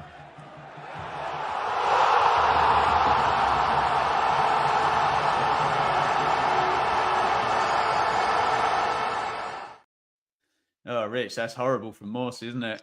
Yeah, the last person you'd expect to do it. But Ipswich haven't really figured out whether they're going to go long or short from these goal kicks out. Siri keeps it alive. Like he kind of forces the decision there. It's a good pass and layoff. And to be fair to 2-fan, there's a guy on the line and it's Wolfenden or Burgess. Wolfenden and sticks it high into the net. It's a good finish, isn't it? Good curling finish. But of all the Ipswich players you'd expect to concede possession there, well done by Seri. Well done by 2-fan, but that is a massive brain fart by Ipswich, really. There's no need to concede the possession there. Just get it up the pitch, perhaps, try and get Hurst into it. But you're right, Hull have been the better team in the last 5. Ipswich kind of heads gone a little bit, giving away free kicks, making decisions for the referee. Just need to get to halftime maybe and settle things down a bit. Oh. Live league table. Ipswich dropped from 2nd into 3rd as Sky put it up on the screen, and we are back where we started. It's Hutchinson down the left wing for Ipswich. Morsey, Burgess, Chaplin. Nice little dummy by Davis. Hutchinson beats his man. Can you keep that in? Just crossing position for Davis. In it goes left-footed. Burns arriving. Good cover from Jacob. Ipswich immediately back on the front foot, Ben, having not been in the game in an attacking sense for about seemingly 10 minutes. Yeah. Strange how that happens, isn't it? You think Hull would just keep the momentum up, but here comes Hutchinson again down the left. Oh, nice turn again. Rolled back heel. Luongo. It's going to be a goal kick. I think Luongo was looking for a foul there. He doesn't get it. And we are 3 minutes from half time. And Sky have just put a little stat up to match our eye test there. All the last 10-minute stats show that goal was probably coming, wasn't it? Yeah, but then Hladky hasn't done a huge amount preceding it. It's kind of very similar to the Ipswich goal in the fact that Allsop hadn't really done much. He palmed away a long range from Morsey, which was a bit speculative, but suddenly out of nowhere the chance comes, and that's how quickly things change, isn't it? And it just takes one mistake. We saw it from Morton down the other end for Hull. Just one little. These teams are so good. The attacking quality is so quick that you can't afford to make mistakes around your penalty area. It just gets punished. Throw in the technical area right on halfway to Hull, which Jacob is going to take. And check my match bingo card, by the way. Take my mind off life for a minute, won't it? Hey? I mean, not too bad. Middle squares are struggling as always. Here comes Wes Byrne down the right-hand side. Burns into Hurst. Chaplin pops it outside to Leaf Davis. Davis inside to Luongo. Luongo, one more on for Davis. He's not offside, strangely. Chaplin, Luongo, Morsey. Hutchinson tries the back heel, doesn't come off. Ipswich have been the better side since they conceded. Maybe Hull have retreated a bit. Davis, nice little ball inside. Hurst turns. Good defending by Jones. Burns on the right-hand side. Burns turns inside Philogene, but Philogene nicks it off him. Here come Hull on the counters. A foul on Carvalho, but he's got it back to Philogene. Tuanzebe gets back in there. And the advantage comes to nothing, Rich. No, that's a yellow card for Burns if he stops the game, isn't it? Because a clear foul, lunging tackle. And Burns, for some reason, cutting on his weaker left. Well, maybe it isn't that much weaker, but cuts in there where he should just cross it in. That frustrates, I think, a lot of football fans. What do we know? Is there a belated yellow card for Burns here? Yeah, he seems to be heading in that direction, doesn't he? So Ipswich's right-hand side now fully guarded, which is not helpful. But yeah, I just think chasing back his own mistake, isn't he? Yeah, it cuts off his own option. I mean, it's a sensible kind of foul to stop the move, but the ball's gone at that point. 7 yellows for Burns. Naughty. Chaplin out to Burns. Goes down the line, tries to put the cross in. Gets a deflection, and it's volleyed away. It's going to be a throw-in for Ipswich. 3 minutes of stoppage time. We've played 25 seconds. Tuanzebe takes the throw in. Wolfenden, little poke outside of the foot. Morsey, Chaplin tries to cross it in, headed away by little Amur. Burgess, Davis, Luongo, Davis. Back to Luongo. It's a brilliant pass by Davis. Luongo into the box. Great defending by Amur. What pass by Davis, Rich? Yeah, and Luongo's starting to get more into it. I thought he'd been a bit quiet, but there's a couple of times now he's got in down there. Last time was a free kick. Tries to get the cross, but yeah, that's a great sliding tackle there by Amur, isn't it? He's had a good half, actually. A couple of testing set pieces, getting back and helping out as well. Agreed. Corner for Ipswich then, 46-18 on the clock. Davis left-footed, in it comes. Headed away on the near post. Wolfenden, ball that to Hutchinson inside the box, goes on the left foot. Hutchinson hits it into the top corner. Oh my goodness me! Hull have been the better side. They got the equaliser, and Amari Hutchinson pinged one top corner, left-footed, and right before half time. It's Hull 1, Ipswich 2, and a particular pat on the head from Sam Morsey didn't go unnoticed there.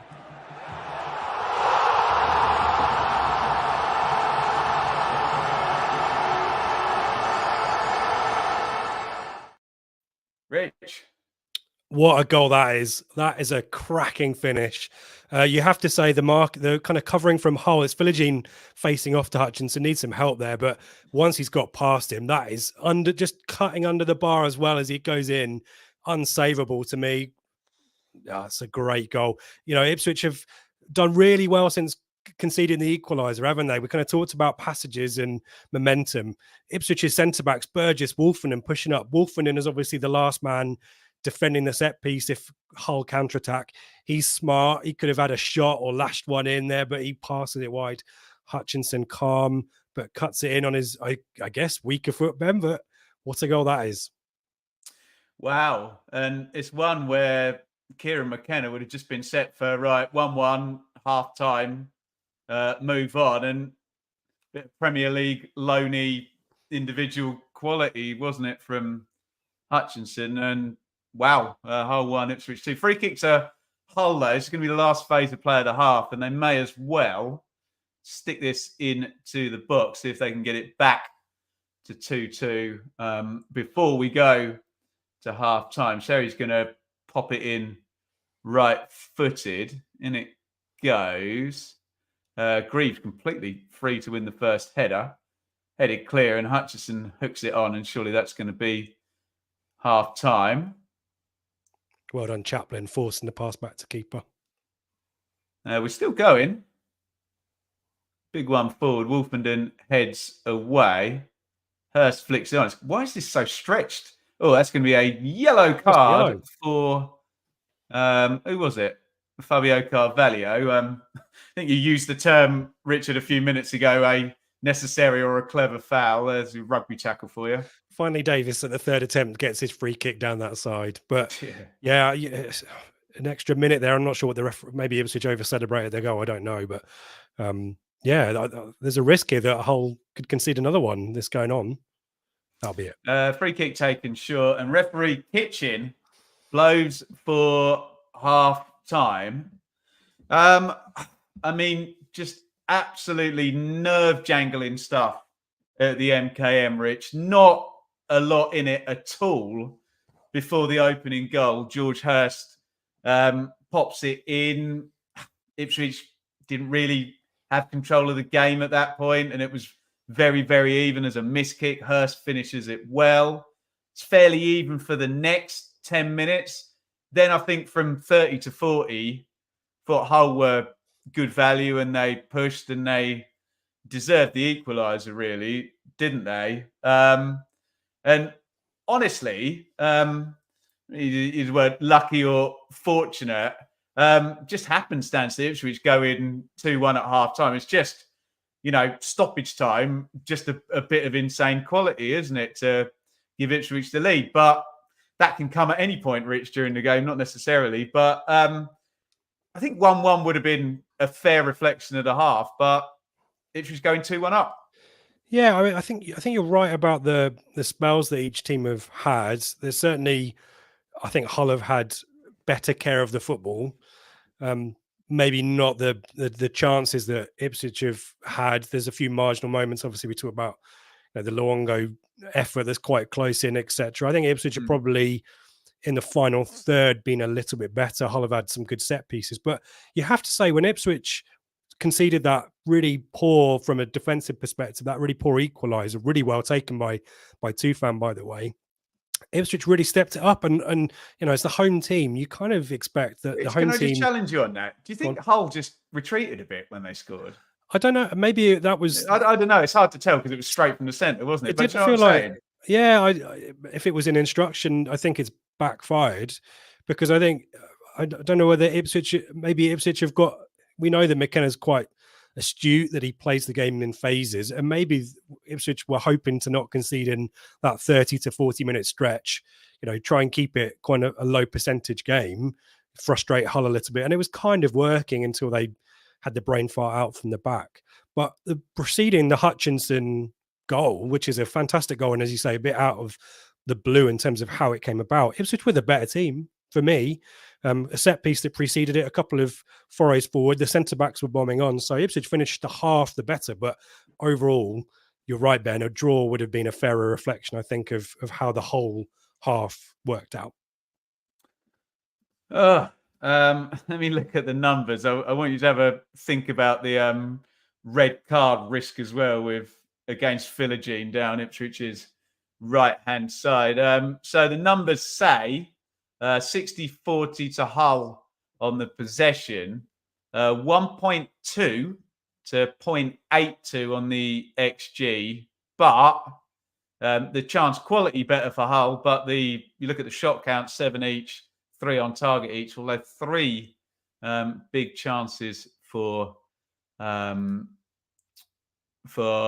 and you can see the XG of Hutchinson's goal up on the left there, 0.02.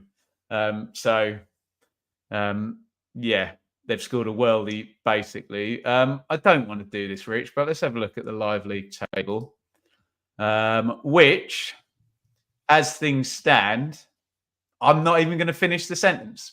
I'll show you the live league table. There's the league table. Look at it with your eyes. That's the league table. You can look at it. You can comment on it. You do what you like. I'm not going to do my job. Let's get some comments here. David, you boys are mad doing a watch along. Fair, probably. Hurst, right time, right spot. Yeah, that's very true. Striker's job. And he did react, didn't he? Yeah, I think it'd be, sorry, Ben, just very quickly on that. I think it'd have been really easy for Hurst to take his eye off the ball, because it's not only is the cross being kind of swiped at, it's gone through someone's legs as well. He's hit that really firmly first time. So that's a really fair point that Hurst is really smart to be alert to that, especially as he's not played in 3-4 months. Jack, you're entitled to not enjoy the playing out, but that was not Morsey being sold short. I'm sorry. He had 2 touches at that. He turned into trouble, gave it away. I don't think there was anything wrong with the pass. I love Sam Morsey, but that's really not on the It's just a bad first touch from Morsey. Yeah. You've got to give credit to the whole press as well. They were on him in a flash, Seri particularly. But Morsey offers himself to Hladky for those short passes every single week. And maybe Hull knew that. I think, Luke Chambers in the studio with Paul Heckingbottom. Be interesting to see what his take is. I'm going to hold fire because we're going to get to see the goals here. Is Burns offside? I wonder if they'll give us the... It's so hard to tell, isn't it? I think there was a camera angle. It was that one there, wasn't it? I think there's maybe someone in the centre playing him on blue tinted. I have to say, you're right. So poor from Seri not stopping the cross from Burns. Is he right? Go on, give us a pause now. No, he's on, isn't he? Greaves is playing him on in the middle. That's what I thought. Yeah, it's because he's leaning. It looks worse. Stop the cross there. You're right in the corner. But I assume Liam Rossini will be absolutely furious that, given from the crossing position, there's literally a midfielder a yard away. Let's have a look at this. I mean, Ipswich have got this under control here. Tufan, to be fair to him, we kind of talked about what's he going to do. He's part of the build-up, but it's just... To be fair to the commenter, he could have passed it to his right foot, couldn't he? Could have gone to Burgess, could have gone to Wolford in here, and then Morsey's surrounded very quickly, isn't he? Yeah. Maybe the commenter's more right than I thought, but I think Morsey is more than capable of... He's just too slow on that. He's not got the time to take 2 touches and then pass that. It's got to be... Got to give credit to Seri, Ben. I thought he's done really well there. Yeah. This is like Wolford could lash that. Goal. Yeah.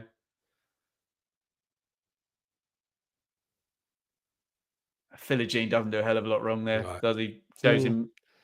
I think I know he's a left footer, but shows him inside, doesn't he? I assumed that left foot is Hutchinson's weaker foot, so no one's can be really expecting that. But you kind of think maybe the left back gets out there. Seri maybe a little bit quicker to engage, but remember they're credit coming Hutchinson. from a defensive set piece set up, aren't they? So you're kind of Ipswich are flooded forward, haven't they? And the centre backs are in there. So, but yeah, in terms of narrative, there's the goal celebration's back. In terms of narrative, Ipswich will not care how the points are. How they're earned, if they're earned. It's we were talking about this with Leicester West Brom a few weeks ago, weren't we? Hull probably, on the face of it, and if I'm more neutral, have done better with the ball, have probably created the better openings, the set pieces in particular. But Ipswich have just scored goals when they needed to, and that's kind of the difference. Yeah. Right, I need a coffee, you lot. So I'm going to play the lovely reggae music, which is going to last 3 minutes, 49 seconds. If you want to get any questions in, please do. Go and grab yourself a drink. But I'm wired anyway. I need coffee. Go and get yourself a beer, Rich. Don't go anywhere. If you're on TikTok, I'll be back in 3 minutes and 49 seconds, unless TikTok shuts me off again. We'll see you all in just under 4 minutes. Go and get a cup of tea, cup of coffee, beer, something stronger.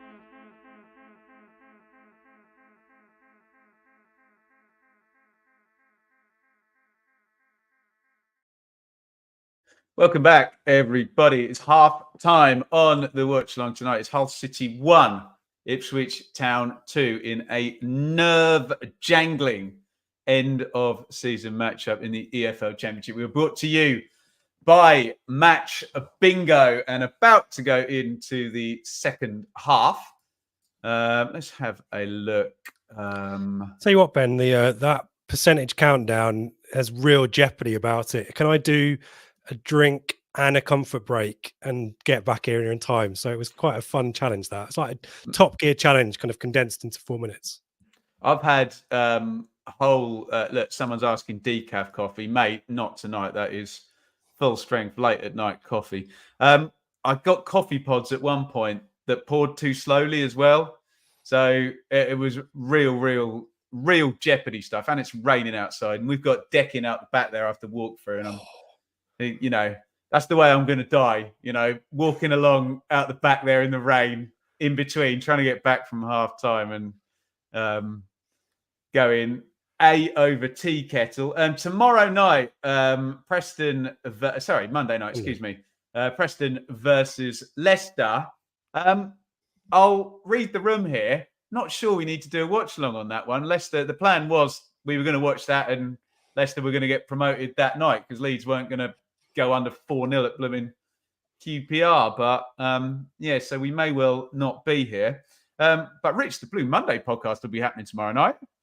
Yeah, with our three mates who are at the game, who first-hand recounting of however this pans out. So 8 p.m. on our channel. Thanks to the folk who are watching over there as well. Please give us a like there too. We should do a like spot later on. Mikey, Craig and Joe are helming the flagship show. And I think we'll do a bonus little 50 minutes about Coventry for Tuesday as well. So plenty of stuff coming up, and then pre-match back for Huddersfield. And then wow. What might be next week? Yeah, let's not talk about it. Get through the next hour. I reckon. Totally.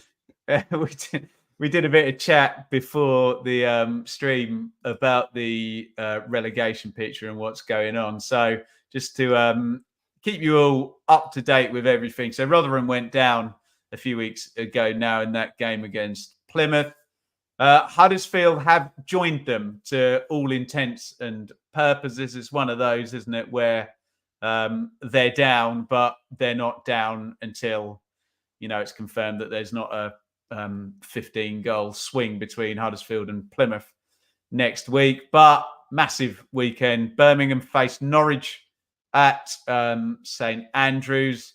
Birmingham have to win, or they need to draw and need Hull, who we're watching right now, to absolutely take Plymouth to school and beat them, by 5 goals, basically. I think looks like the necessary. Stoke and QPR are safe after this weekend. Blackburn, Sheffield Wednesday are not safe, but as we went through it, Rich, the chances of Birmingham beating Norwich, plus Plymouth beating Hull, plus Sheffield Wednesday getting something and Blackburn losing, you'd say Sheffield Wednesday and Blackburn, not that they want to, might get away with a defeat next week and still stay up, right?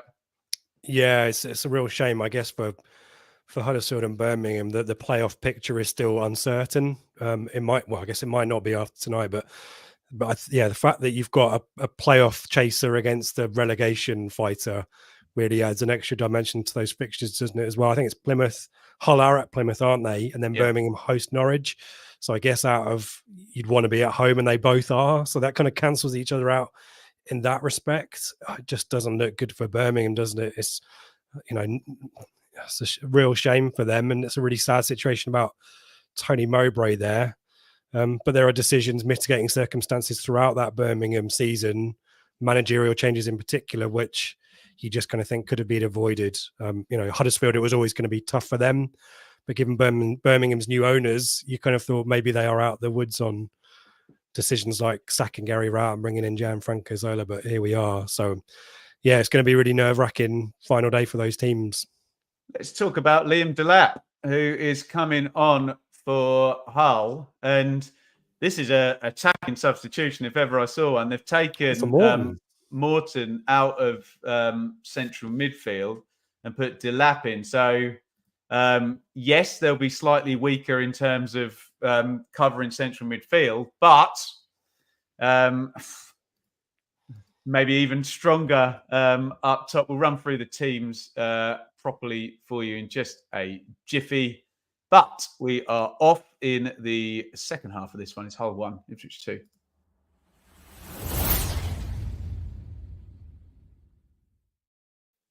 Delap straight onto the ball on the edge of the box. Delap out to Philogene. Philogene pops the cross in. Tufan near post. Huge chance within 25 seconds of the second half, Rich. Yeah, they cut through Ipswich really quickly, didn't they? Really positive movement here. Ball recycled out wide. Is it Philogene who crosses it back in? It is. And yeah, wow. Wolfenden's fallen asleep there. Tufan's kind of ghosted him in between Burgess and Wolfenden and jumps too early, doesn't he? Jumps underneath a little bit there. Yeah, it's not his game necessarily, but are we thinking it's a 4-1-4-1 for Hull, that formation? I think Seri's sitting, isn't he?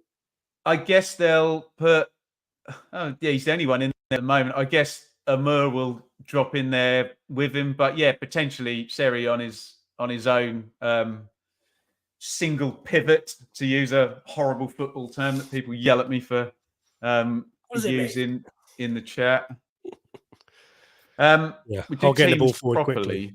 Sorry, mate. No, my bad. Actually, no. Hutchison tries to turn his man. Right, let me do him now. There'll never be a good time. So Allsop in goal for Hull, as Rich pointed out.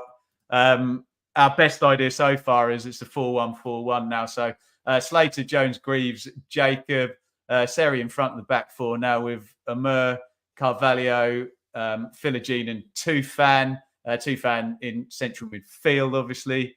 And Liam Delap is on and up front for Ipswich. Sladke in goal. Two hands over Wolfen and Burgess Davis, Morsley Luongo, Burns, Chaplin, Hutchison and George Hurst. And Hull starting this second half very nicely. Philogene down the left. We're expecting to see a sub down the right-hand side at some point in the next 20 minutes for Ipswich, given the yellow card situation. Worrying stuff. I'll bring you in a sec, Rich. We'll just let this whole phase of play culminate in whatever it's going to culminate in. Greaves, lovely ball out to Philogene. Inside it goes. Carvalho. Philogene goes again. Tuan Zabi does not draw the foul. It's going to be a corner for Hull. This is excellent from Hull, Rich. Yeah, no surprise they're targeting their right hand side. Or quick one, sorry. Carvalho to Philogene. Cross comes in, left footed to the back. Sticks a big shirt pull there. Into the box it goes. Tufan has missed again, and I'm going to be very interested to see that shirt pull as the cross goes in. Hull are all over Ipswich here, Rich. Yeah, here comes the replay. A short routine Ipswich didn't really set. Chaplin doesn't do much. He's looking for someone to back up and cover Philogene. No one does. Luke to the back post. Oh, that's a big foul by Davis. That looks very foully. Yeah. I think if Delap was challenging for the ball, then he would have got a penalty, wouldn't he? He's not engaging behind. It's off the ball, but nevertheless, yeah, behind the play. Winding up, aren't they? And why wouldn't you? That kind of a defeat here ends the season for them, doesn't it? So Rossini's not going to. It's not for the want of trying on his part. Yeah, really good aggressive start to the second half from Hull. Ipswich can't get hold of the ball. Got to weather this storm. Tuan Zabi clears down the line. Chaplin tries to draw a foul. I didn't see a foul there. I think it's an Ipswich throw. Yeah, throwing to Hull. Julian, keep the ball, Town. Sounds like a good idea. Perko. £5 super chat from a Leeds fan. Say, get it done. Put us Leeds out of our misery. Thank you, Perko, for the super chat. Very, very, very kind. The most sadistic super chat I think we've ever had, Rich, on the watch along. Down the line that goes looking for Burns. Nicely dealt with, and Burns wants to take the throw in quickly. Connor Chaplin is doing exactly what I would do. And stop. Yeah. Slow this thing down, for God's sake. Yep. Tuan Zabi's pigeon stepped forward to throw in. Tuan Zabi wins another throw. Ipswich keeping it down in the corner flag, Ben, 50th minute. For the next 40 minutes. God. You imagine. Yeah, there's McKenna. Man. Yeah, in terms of your right side substitution, as we said, no. Throwing goes, it was be interested to see that one back. Probably nothing in it, but definitely something after the ball had gone there, but they never get given anyway, do they? Carvalho, little flick on, well read by Luongo, and then a horrible giveaway straight after. Jones to Greaves, and Hull have got really good pace to their play, really good intensity. Can they keep it up? Probably not. Can they score while they're doing it? Oh, here's Hurst. Hurst knocks that one on. Hutchinson was in with the right pass there, Rich. Yeah, Hull giving the ball away in the middle of the field, doing kind of an Ipswich there. Look at the space that Burns has got down their right-hand side as they come forward again. Hutchinson. Here's Davis. Davis stands it up to the back post. Burns arriving. Oh, great goalkeeping by Allsop then. I think he probably could have caught that, but he wasn't taking any chances. And that'd have been a harsh pass back from like 1 yard out, but volleyed it away. Davis, frantic stuff here. Davis into the box. Davis wins a corner, and you're right, Rich. If Hull continue to play in central midfield with this extra attacker on now, this is going to be basketball carnage, isn't it? And that works for Ipswich. Ipswich's away style doesn't work for my bloody ticker. It doesn't work for a heart rate. I know that, but Ipswich there's a really good podcast that the club put out with Sam Morsey, and he talked openly about how they play away from home. It's a bit different now. So Davis corner goes in, cleared out, I think, by Seri. And they were saying how they now take pride in getting blocks in, getting stopping crosses, etc. It's a different mindset, maybe, than in League One, where you expect to have the ball home or away, as Ipswich Town. So this is the kind of game that Ipswich want. Whereas I think Hull were better when they had the ball, albeit they've had the chances early doors. Throw in, looking for Hutchison. Amers pinched it off him. Davis outside of the foot pass there. Davis playing as a left winger at the moment. Big header by Burgess. And this is what Morsey meant to do first half. Yeah, shrugs Carvalho off the ball. Tuan Zabi, a rare foray forward. The only time anybody who watches football ever uses the word foray.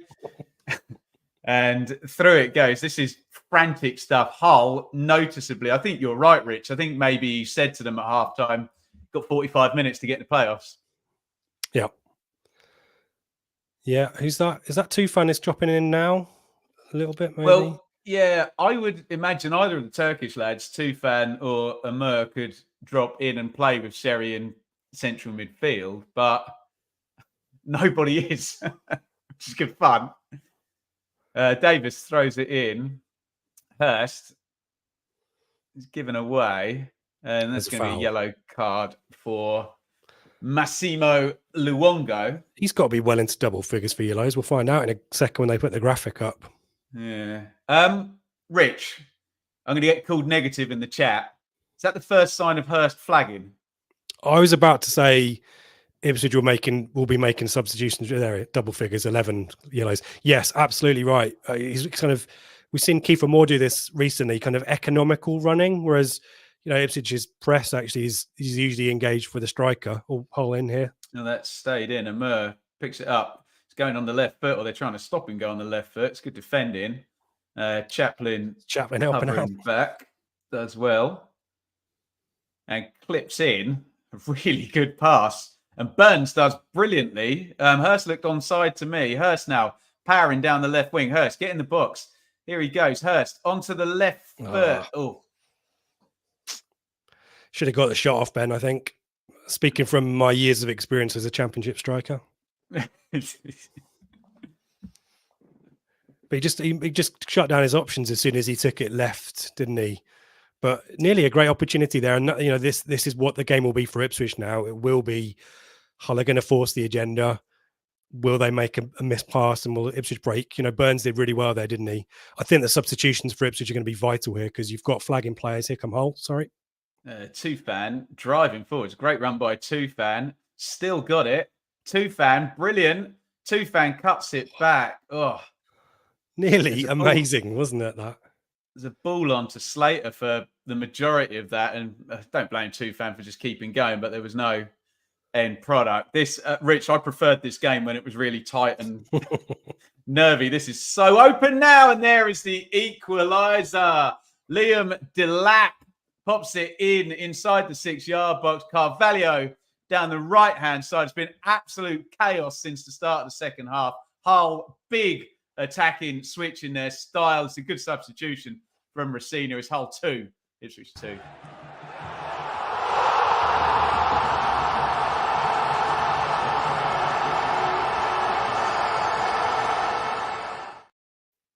Bit sleepy from the throw-in, weren't they? Yeah, Ipswich didn't re-engage, and near post there. It's quite a similar situation to the Ipswich's opening goal, isn't it? But there's just not enough effort there, and Wolfenden's got wrong-sided Delap. The substitution has worked within 10 minutes, and it's something they were crying out for, and he's addressed it. And can they get the momentum back, or are they going to let Ipswich back into the game again? Well, that's the only thing, isn't it? Fair play to Rossini. He's gone pretty hell for leather pretty early in the game. So, will they keep it up and now take the lead, or are we just going to get complete chaos? Looks like chaos in the most recent phase. Is Chaplin. It's a question of fitness at that point as well. Ipswich have had the 2 weeks off. You couldn't tell the difference between the two sides so far for who's had 2 weeks or who's played on Wednesday. For me, I don't think it's made any difference whatsoever. The issue, I guess, for Hull is that, well, here they come again. Yeah, Hull are at it, aren't they? Philogene comes inside. Fouled by Tuan Zabi. Jean-Michel Seri wants a word about that. I love how he went up and screamed at the ref, but with his hands behind his back. Yeah, don't do the imaginary card, because that gets you a booking, but you can still ask for it verbally. Yeah. It didn't look like a yellow card foul, I've got to say, but no. Tuan Zabi will be on the totting up process soon enough, won't they? Yeah, another free kick conceded by Ipswich, a bit further out this time. But there's height, isn't there? 57-25 on the clock. I've downed my coffee. In goes my throat sweet, and in goes the free kick. Cleared by, the header is one, and Leif Davis volleys it clear. And Slater knocks it back to Allsop. And you would think, Rich, Kieran McKenna is going to have to respond to Liam Rossini's, it's not a Hail Mary, but certainly aggressive substitution at half-time. Yeah, Jack Taylor's just gone to warm up. Just saw him just out of shot there do that. Yeah, I mean, Burns and Hurst are out the game, aren't they? Oh, here we go. Delap tries to get away. Good cover by Wolfenden. He just pads that down the line. Davis into Chaplin. Complete hospital ball by Chaplin there. Morsey gets caught. Foul. Yeah, I think I'm looking at the whole bench and just figuring out what more he might do. Ohio maybe might come on. But Ipswich really, I think, have the greater attacking threat on the bench. And the trouble for Hull is the longer this goes on with them, with the game still level, and them chasing for that winner, Ipswich bring on a Sarmiento, or they bring on a Caden Jackson or a Kiefer Moore. It won't take a huge amount for Ipswich maybe to get themselves a goal. So that's here we go. Triggering the chat. Around the corner that time by Morsey. Hurst tries to roll his man, does really well. Davis. Luongo. Morsey. Lovely ball. Hutchison. Hutchison just gets crowded out. Wins a foul. Yeah, I thought there was a couple of niggles in there. It's maybe a little bit soft. Yeah, I thought it was a bad first touch there. No, that's a fair decision. And he got the arm round him. Where's Nathan Broadhead? Not on the bench.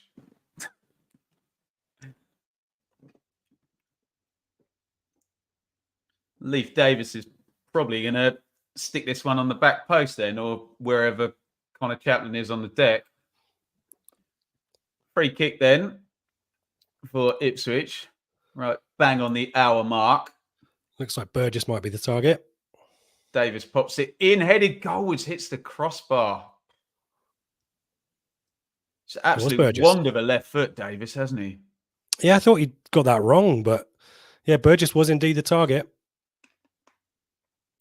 Oh, he's unmarked as well. He should do better with that, Ben. Do you think he does? Speaking coming from at him quite quickly, he's got True. arc ahead. I think what probably makes you say that, Rich, is the keeper's completely done. So anything under the crossbar scores, then, doesn't it? I was just thinking that he doesn't need to, he's got a really strong contact with it, and maybe he actually doesn't need to. You know, that's the defender in him, isn't it? That will, you know, you've got to win your headers. You've got to make. Oh, here we go. Header bricks. Yeah. Wolfenden. Again, Hull haven't really capitalised on their goal. By Burns.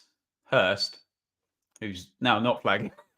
Hutchinson, Davis into the box. Davis on the right foot. It's a lovely first touch. He just sticks it high, wide, and legless. And here come Kiefer Moore and Jeremy Sarmiento, Rich.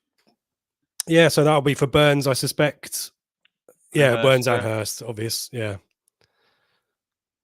But yeah, I mean, that was clearly a planned substitution. I know the momentum of the game was maybe, you know, people will think that's kind of prompted, but these guys were never going to play the full 90, were they? So Hurst has got a goal. Burns, I think, got the assist for that one as well.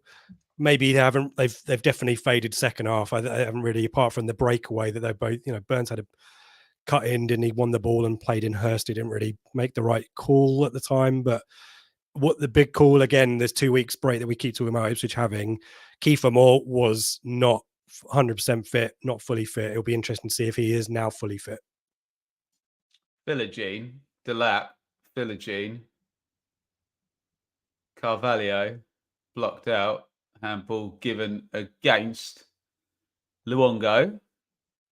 Free kick to Hull. It's not a handball 2 years ago, I don't think. Let's have a look. He's trying to get it. He's trying to move his hand behind his back. What's he supposed to do? Not handball it. Well, true. Free kick to Hull, which Amur is. They're not even faking it now. Going quick one. Cleared away. Greaves. Now, Jeremy Sarmiento normally takes. I always give him 10 minutes, Rich, to acclimatise into any game. He likes to get stuck in a little bit. He's sometimes a little bit iffy with it. He tries too hard and little flicks and spins and all that kind of stuff. Here goes Chaplin. Davis pings it in. Chaplin. Oof. You want more on the end of that, don't you?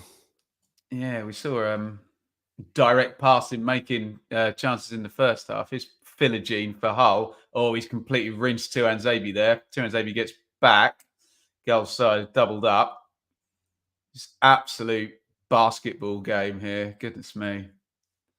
Luongo, Tuanzebe. Tuanzebe goes home to Hladky. Hladky to Burgess. Back to Hladky. Who knocks that into Kiefer Moore, who flicks it on. And Hull win that one.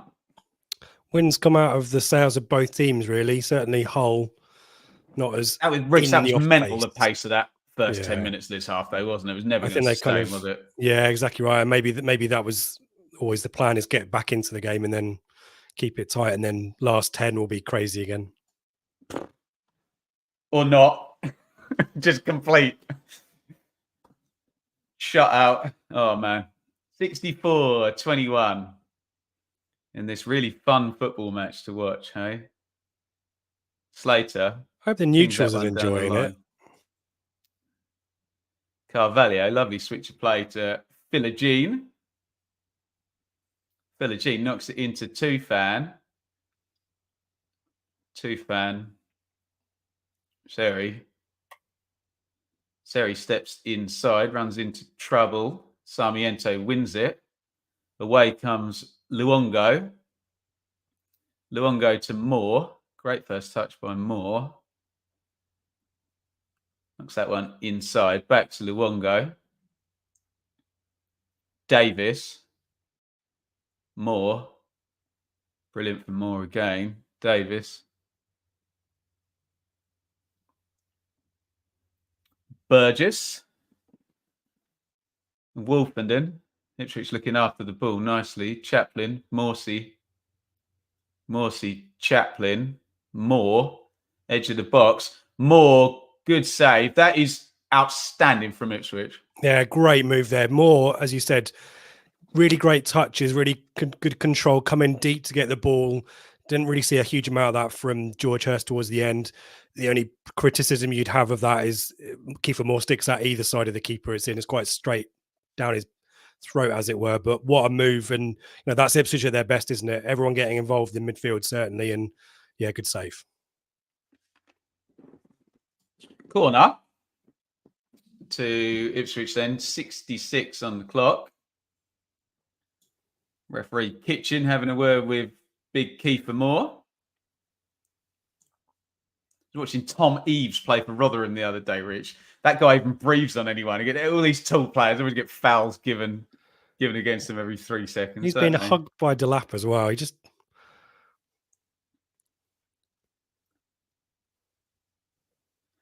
In comes the set play. It's going to be another corner.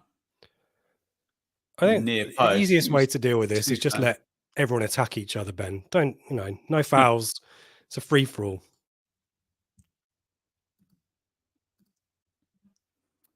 Davis, in comes corner number 2 onto the near post. Good from Allsop there. Punches it back to Davis. Hutchinson drilled it. Oh my goodness me, he's done exactly the same thing again. What a performance by Hutchinson. This time he doesn't put it in the top corner. He fires it. Coming into the far corner.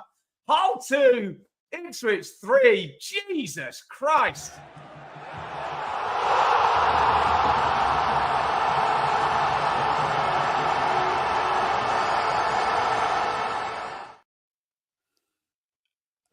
Get off the floor, Ben. Can you believe it? What a goal that is. Oh my God. And I sat there thinking, this is a carbon copy. No one's getting out to him. I think Amura figures it out far too late, but you're not thinking he's going to shoot. And he does. Again, on the left foot, through the crowd, across the keeper. The first one, I think, isn't it? I think so too. It's just Hull slows it to engage on. This will be a great angle. What a shot. And it's got a little bit of dip on it as well. Wow. Hull 2, Ipswich 3. Amari Hutchinson right in front of the Town fans. One of the... I'm going to go all Ipswich now. There's a hat-trick scored by Dalian Atkinson for Ipswich, which is considered the greatest hat-trick in the club's history. Give it another 20 minutes if we get another goal like that. Unbelievable. Hull 2, Ipswich 3. Oh, they put the league table up. Put that down. Whatever. Put that nonsense away. Yeah, again, as much, again, neutrals out there kind of thinking, well, Ipswich really haven't done anything, and they've got these goals at the wrong time. This team has done this, particularly away from home. This is kind of this, Watford comes to mind, Ben. The performance there where you take the moment. You concede possession, you let the home team maybe control the match, but when you get your moments, you take them, and of course you need quality players to be able to do that. And Hutchinson, Amari Clutchinson. Did I script this, Stefan? Mate, if it was my script, it'd be 4-0 by now. Don't worry. It will be the 89th minute, not the 69th minute. Right, yeah, the 89th minute instead. Jesus Christ.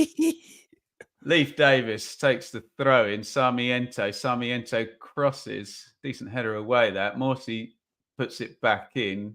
Good defending by Jones on Big Moore there. Ipswich with loads of players forward. Wolfenden with a horrible ball to deal with there. Does well.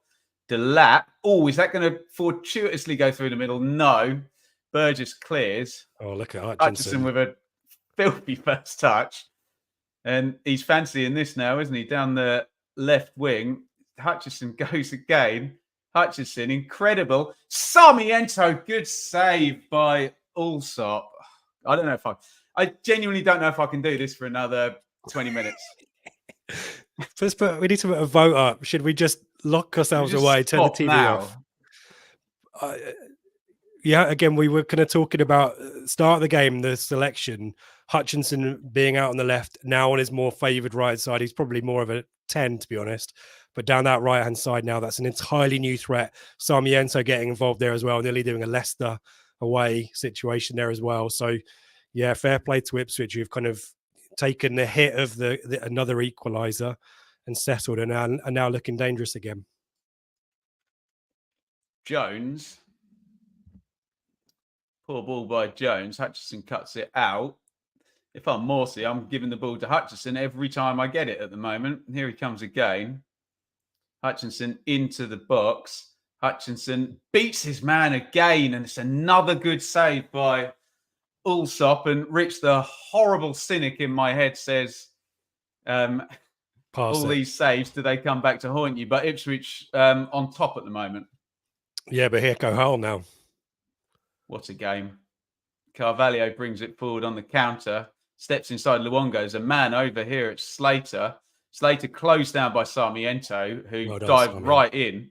And now we're going the other way. This is the least fun I think I've ever had in my life, by the way, guys. Thank you, everybody, for watching me. Give us a like, folks, to reward it, or a super chat or something. Oh, mate. Hutchinson into the box again, tries to poke it through. He just overran it. And Ipswich don't want to overcommit here. They are winning the game, Rich. And it feels like both sides are smelling goals here, don't they? Yeah, Ipswich's shape is really all over the shop at the moment as well. We haven't seen that proper chance back that Hutchinson, the shot that Allsop saved. But I did feel at the time that there's maybe a little bit of overconfidence there taking that one on, but he's playing brilliantly. Though, he's entitled to because of the previous two goals. But also Hull, I'm getting tight to him. I guess you can't. He's that kind of player, but they really aren't defending him particularly well. And Ipswich are going to keep giving the ball to him. There will be a point though, and here's a prediction where the pass to Hutchinson will be obvious. Where Hull will commit to it, and they'll play it into Chaplin or Sarmiento as well and break down the other side. So Ipswich giving them whole things to think about and more pressing as well. That's what they needed. They were lacking that with kind of a not fully fit George Hurst. Ahio is coming on for Hull in a minute, but if I saw that right on the touchline. So they're going to bring a second striker in next to Delat. Philogene knocks that back. Carvalho, lovely scoop ball to the back post. Slater. Oh, it's brilliant by Carvalho, Rich. God. Yeah, clever finish. Good block by Davis. Was quick out there. I think generally the teams haven't defended the wide positions particularly well, but fair play to Davis. He's alert to that, but that's the quality, isn't it? And it just takes that little dink ball that just cuts a load of the Ipswich defence out. And it looks like Amur is coming off. Yeah. Yeah, Amur out, Ahio in. So 4-4-F in 2, I make that, Rich, with Ahio and Delat up front. And they're definitely going to have some threat. Corner goes in, headed clear. Hutchinson just brings it down on the edge of the box. We all fall down. Oh. And we're going to have a rest. Take a breath. For a minute. My God. Ticking along the bottom there, by the way, if you're in Oxfordshire, neck of the woods, I'm performing with, wow, that's what I call the 90s, on May the 10th, Friday, May the 10th, at the Mill Arts Centre. Come and give us a shout if you're interested in tickets for that one. Rich, that was Luongo jumping into Sarmiento from an Ipswich point of view. I don't know who's down for Hull, but just a quick message to all you Ipswich fans: when that stoppage time goes up at the end of the game and you want to yell at the TV, remember this. It's 2 minutes right here, and some subs and some goals. McKenna giving Hutchinson a hug as well. He might.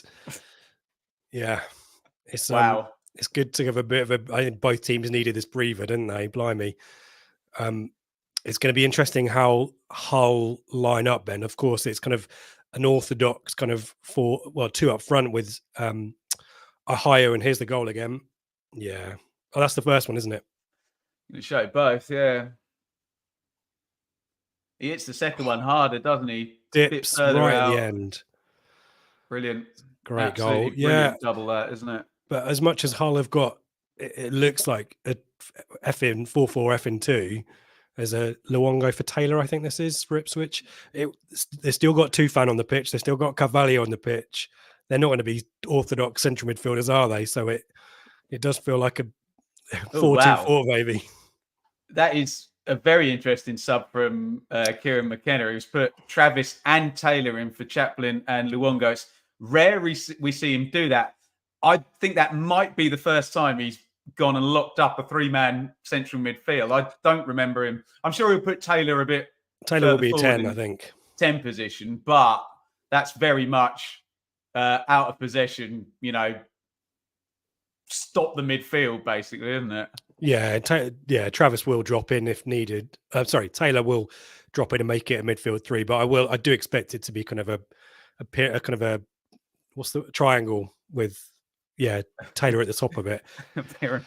Maths, sorry, shapes and stuff. An isosceles triangle. Is it scalene? I don't know. Cumulonimbus? No, that was geography, wasn't it? Photosynthesis. That's the entirety of my high school learning done there. Please, kids, try hard in school. 76-17 on the clock. Taylor gets his first touch. Here, lovely one round the corner by Moore. Taylor down the right, not on the same wavelength. No, Taylor was smart there. Jeremy Sarmiento. He waited to play the ball first time because he wanted some options around him, and then here comes Taylor again. He's got loads of space here. Taylor into the box. That's really poor from Taylor. He had loads of time there, and he went for the cutback, and it was cut out. He's just a bit cold there for his first couple of moments, Rich. Yeah, it's a shame because 2 good moments. Here comes Ohio. Ohio versus Burgess. Hits the shot, deflected. Where's that going? Out for a corner. He's geeing up the crowd as well. Yeah, suddenly Ipswich committed bodies forward. McKenna won't be happy about that. Burgess, I thought, had done enough. In fact, he kind of stops some of the pace, but the deflection doesn't help Hladky. And then, he's palmed it away. I was just waiting for that to just loop into the back of the net. Corner, Hull. Carvalho, big header by Burgess. Greaves ostentatiously hits the deck and appeals to anybody that will listen. I didn't see it, but I'll tell you what I see on the replay. All 3 corners. Another corner, which Carvalho is going to stick in right-footed again. Headed out by Moore. And then Burgess. And then Wolfenden.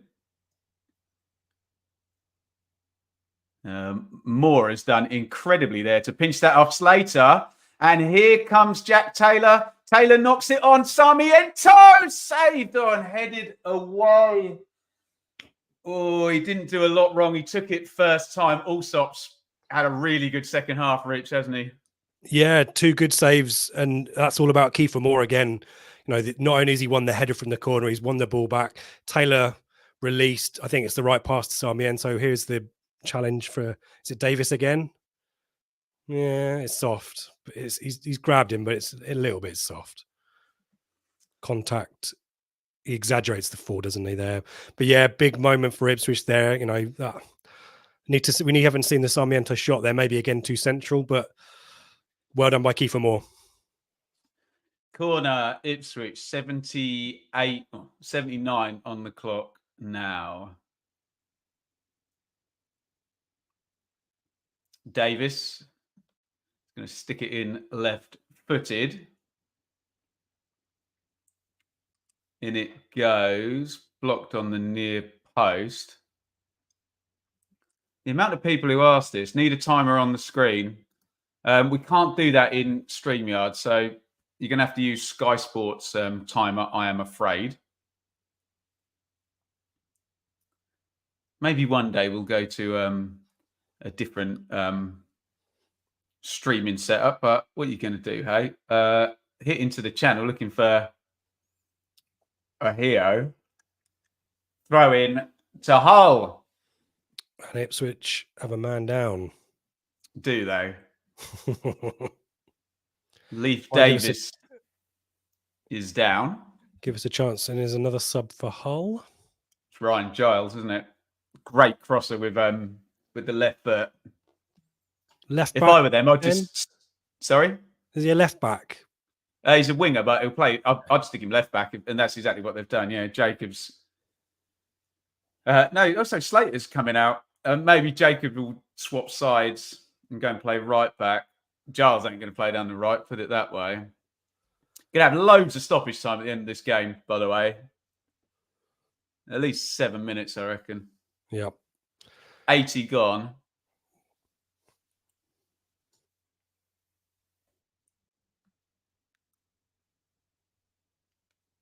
Giles into the game for Slater. Davis, what are they looking at? His right knee. Oh, no, he's feeling behind it. Now he's feeling his left. He's feeling everything, basically.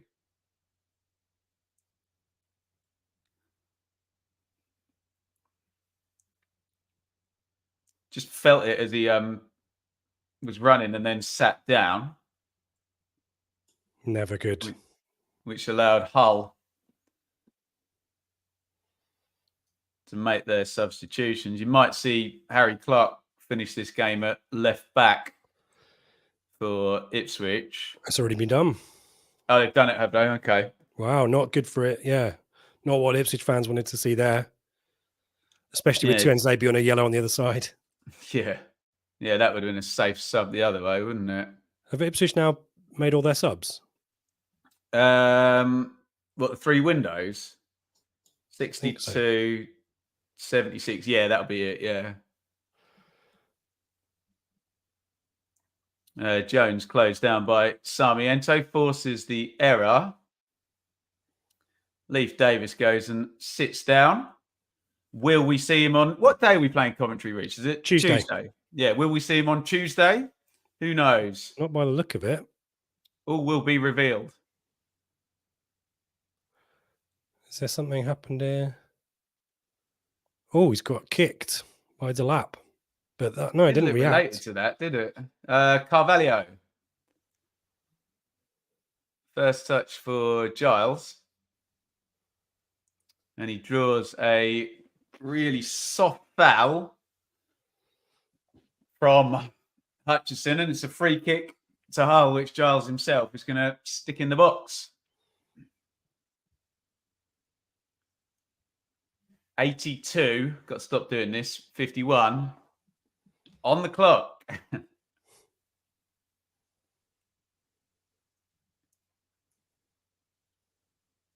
Giles sticks the signal up. In it comes left-footed. And Sarmiento with an incredibly panicky great pass to Hutchinson. What are you talking about?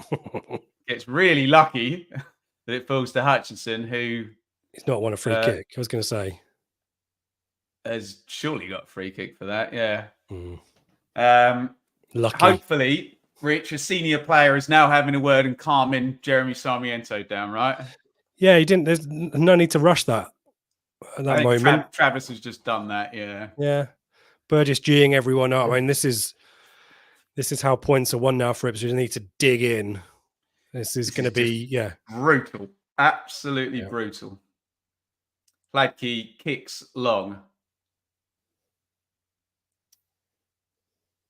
Hull win it back and stick it straight into the front. Clark, they've got some real running power and threatening behind now with Delap and Ahio up front, Rich, haven't they?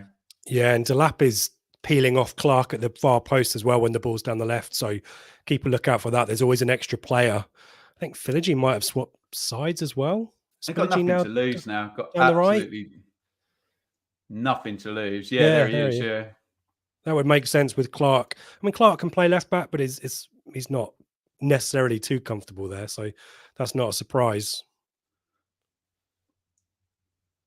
Tuanzebe cushions that down the line for Hutchinson, and that is a foul. That's really... Don't need to give that away. Not sure why he's given that free kick away. Ipswich will take all the time in the world over this. Hutchinson drills the foul.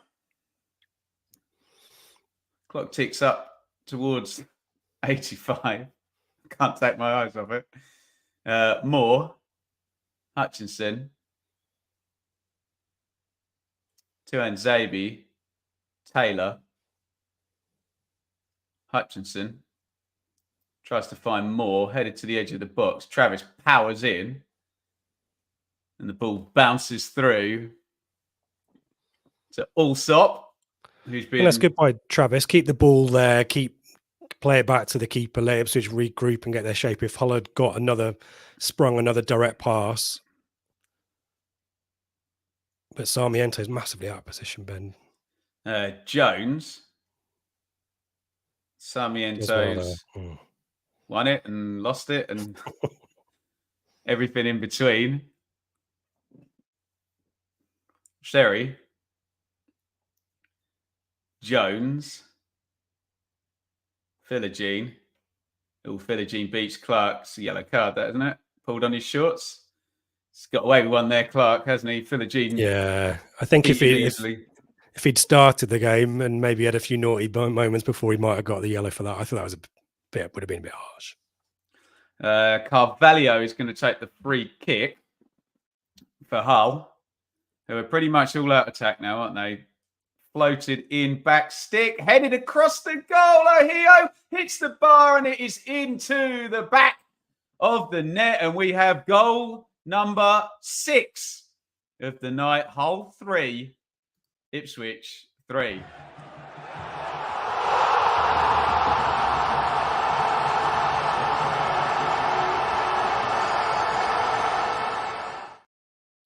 It's a big header on the back stick. It might have been Delap parried out, and he just powers it in. Ohio, doesn't he? Just spare man the whole time, wasn't he? On the back stick there. And it is 3-3, Rich. Yeah, I'm trying to figure out whether Lackey can do better with that.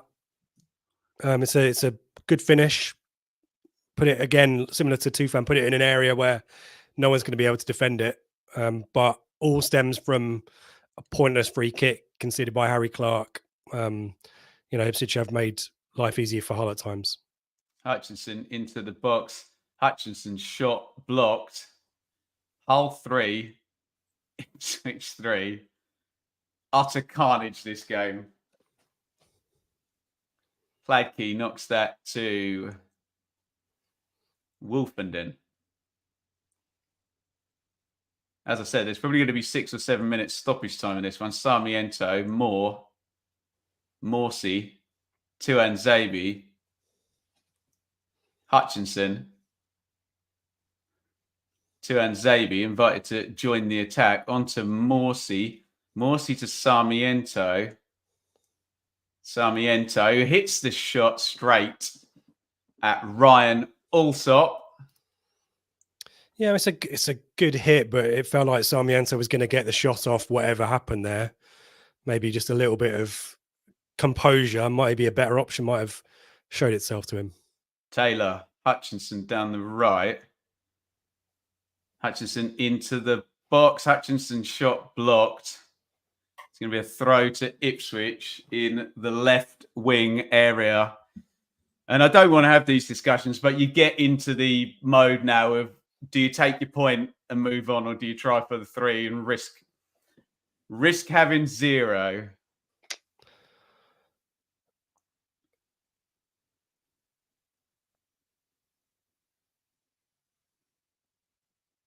The throwing going long into the box by the look of it. Clark hurls it in. Handball by Burgess. That's a shame. For Ipswich.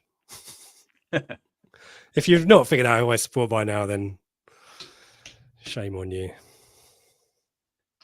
Oh, goodness me. What do you reckon? 6 or 7 on the stoppage time? 6. 89-29 on the clock. Goal kick to Hull. Allsop has been excellent in the second half.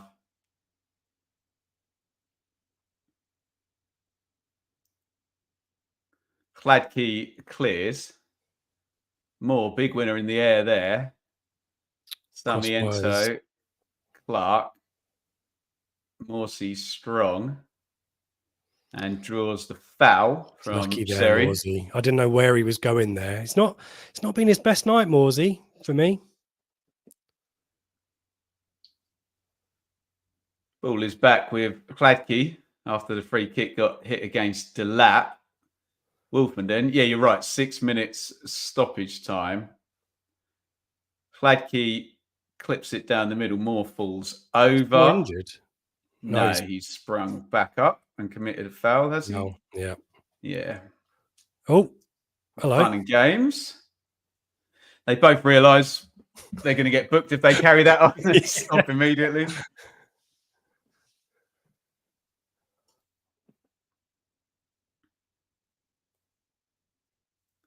It's clipped into the channel.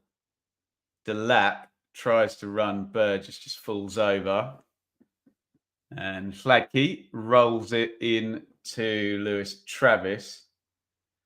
Travis, Moore, Clark, Sarmiento, Clark. Ooh, just undercooked that to Hutchinson. Tuanzebe follows it up. Tuanzebe, Hutchinson, Taylor, Hutchinson, Morsey, Sarmiento, Hutchinson. Tuanzebe outside. Little knock through to Taylor. Taylor puts it across the box. Good clearance by Greaves. Tuanzebe heads it again. No foul. Ooh, that could have been a really nice looking Hull counter-attack there, but didn't fall for them. Wolfenden boots it forward. Hutchinson can't win it. And this is just hellish to watch. Good again, a good passage for Ipswich. But yeah, it's horrible, isn't it? It's really not nice. 92 on the clock. Wolfenden. Moore does well again. Philogene takes it off him. Ooh, they got the bounce there. Hull. And here's Delap. Clark. Everyone's diving into tackles here. Travis. Sarmiento tries to run Seri. Sarmiento pokes it inside. It's Travis. Gosh, this is messy, isn't it? Blimey. There's a bit of a sense that both sides want to win the game. Oh, McKenna. Is that the reaction to the equaliser?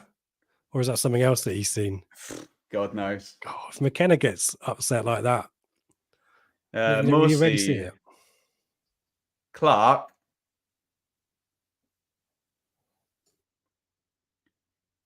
Wolfenden,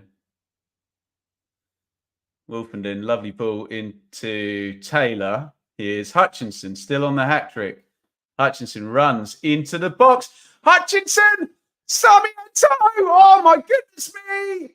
And it's hit left-footed by Morsey. Oh my God. And a foul on the edge of the box. How have Ipswich not scored there, Rich? Wow. It's the moment for Sarmiento, isn't it? You think it's going to bounce up, Moore's going to head it in. Need to figure out who got on the end of those, because that was some excellent defending to block it off. But again, Hutchinson and he scores. Greaves, is it? By Jones, Morsey nearly. By Greaves. The keeper's been outstanding in the second he half. Has, also, yeah. And you talked about it middle of the second half as well. Blimey. Why didn't he just head that? Sarmiento just throw himself at that. Oh, Christ. Davis not on the pitch to take this free kick. My God. Jack Taylor, I guess, should hammer it. Or Hutchinson's going to shoot? You'd give it to Hutchinson, given he's already got the 2 goals, wouldn't you? But Taylor could just larrup it, couldn't it? Time for someone to be a hero. Yeah, just work the keeper, I think. Well, actually, he's saved everything else, hasn't he? So, oh, Jesus Christ. Free kick to Ipswich, 94-30. Hutchinson, terrible free kick over the crossbar. I can't criticise him after the 2 goals, but wow. It was always, I mean, really close in there, really asking a lot to, to get that one up and over, which I think is what his intention was, rather than curl it around the wall, but maybe slotting it off to Morsey or someone. But wow, Ipswich, doing their best to try and win it. Sherry wins the header. Travis heads on. Sarmiento tries to poke it into Moore, who was going the other direction. Allsop goes long, headed down by Clark to Travis. Travis gives it away up the line. Philogene. Ahio knocks it off. Tufan. Hutchinson gets anything on it. Taylor. Morsey. Booted up in the air. Ahio tries to get there, and Wolford knocks it back to Hladky, who takes no chances, boots it long. Taylor headed down. Morsey, 8 seconds of minimum stoppage time remaining, booted in long for Moore, who's chested it down. Moore's done pretty well to control it and then just fouls his man. And that, I think, Rich, is going to be that. Yes, it was nearly moment, wasn't it? I think Moore has really provided a good, outlet for Ipswich. Sarmiento trying to get on the end of stuff. And yeah, I think hopefully this will be it. I'll take a point. 96-20. I think ref's going to blow. Well, this is up in the air. And wow, what a game. Hull 3, Ipswich 3, 6 goals shared. It flowed all over the place. Allsop, the Hull keeper, I have to say, was outstanding in the second half. Hurst gave Ipswich the lead on 19. Tufan equalising on 40. Hutchinson, brilliant goal, gives Ipswich the lead 2-1.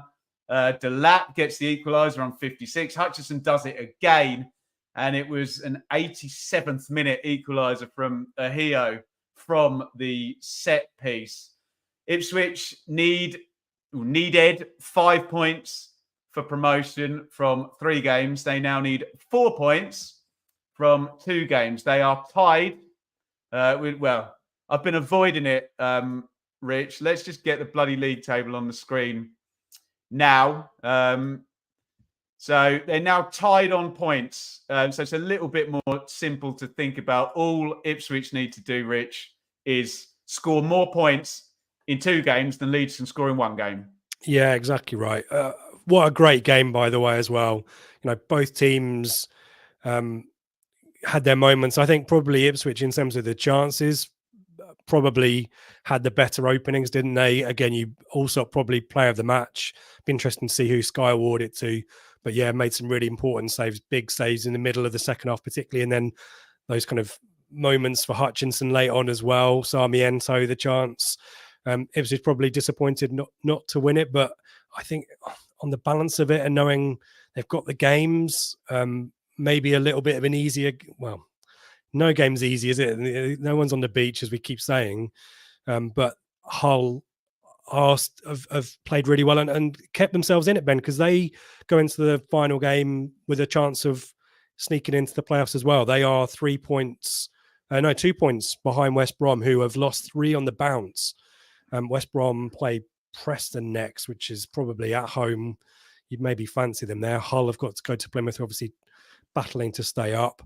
But it's Hull aren't going to overtake Norwich because of the goal difference swing needed, probably. But yeah, they've still got the opportunity to overtake West Brom. My God. Wow. Oh dear. It's good for the soul, Rich. Let's do some comments. Thanks for the show. Lenny, that's us done. Hull fan thinking playoffs not a possibility. Just very quickly, mad Ben. Respect to you too. Yeah, thank you so much. Appreciate that. And the 2 players interviewed, Delap, and are we going with Ahio? I'm going with Ahio. 2 substitutions from Rossini scoring the important goals for them. So again, big shout out to Liam Rossini tonight. I think Ipswich had the individual quality for their goals, didn't they? But tactically, I think Rossini's made changes to try and shift the game in Hull's balance. It's worked, but whenever they got the goal, they never really followed it up with anything more. They didn't build momentum off the back of it and allowed Ipswich back into the game. But, you know, the second half sub seemed a bit risky, but it paid off. Delap scored, and then, yeah, they've got the equaliser, haven't they, again, from the breakdown from the set piece. Guys, you'll forgive us. Rich and I have expended a lot of emotional, mental energy there. So we are going to wrap this thing up. Thank you, everybody watching down the Blue Monday YouTube as well today, and down the Benjamin Bloom football channel. There will be analysis from the gang on Blue Monday tomorrow night. I will be speaking to Sam Parkin on Tuesday. You can hear my take and his take as well. We're probably not going to look at Leicester and Preston now, and we'll see whether I end up in this very chair on Tuesday or in a chair in the CBS Stadium. I don't know if I can do it, but there you go. Right, last word can go to you, Rich. Thanks everyone for your company. Another couple of games for Ipswich to go. Exciting times. I'm knackered, mate. I've not really got anything more astute than that to say. Thank you, everyone, for watching. Do give us a thumbs up before you head off, and yeah, join the guys on the Blue Monday flagship show tomorrow at 8 p.m. live on YouTube. Do you know the worst thing about all of this? There's no way I'm getting to sleep. I had a coffee at half time, and I'm wired as anything. Whiskey. So yeah, if anyone wants to like text me or stuff until 1 a.m, I'm still going to be up. Yeah, completely wired. Thanks everybody for watching. Hull 3, Ipswich Town 3. Never a dull effing moment.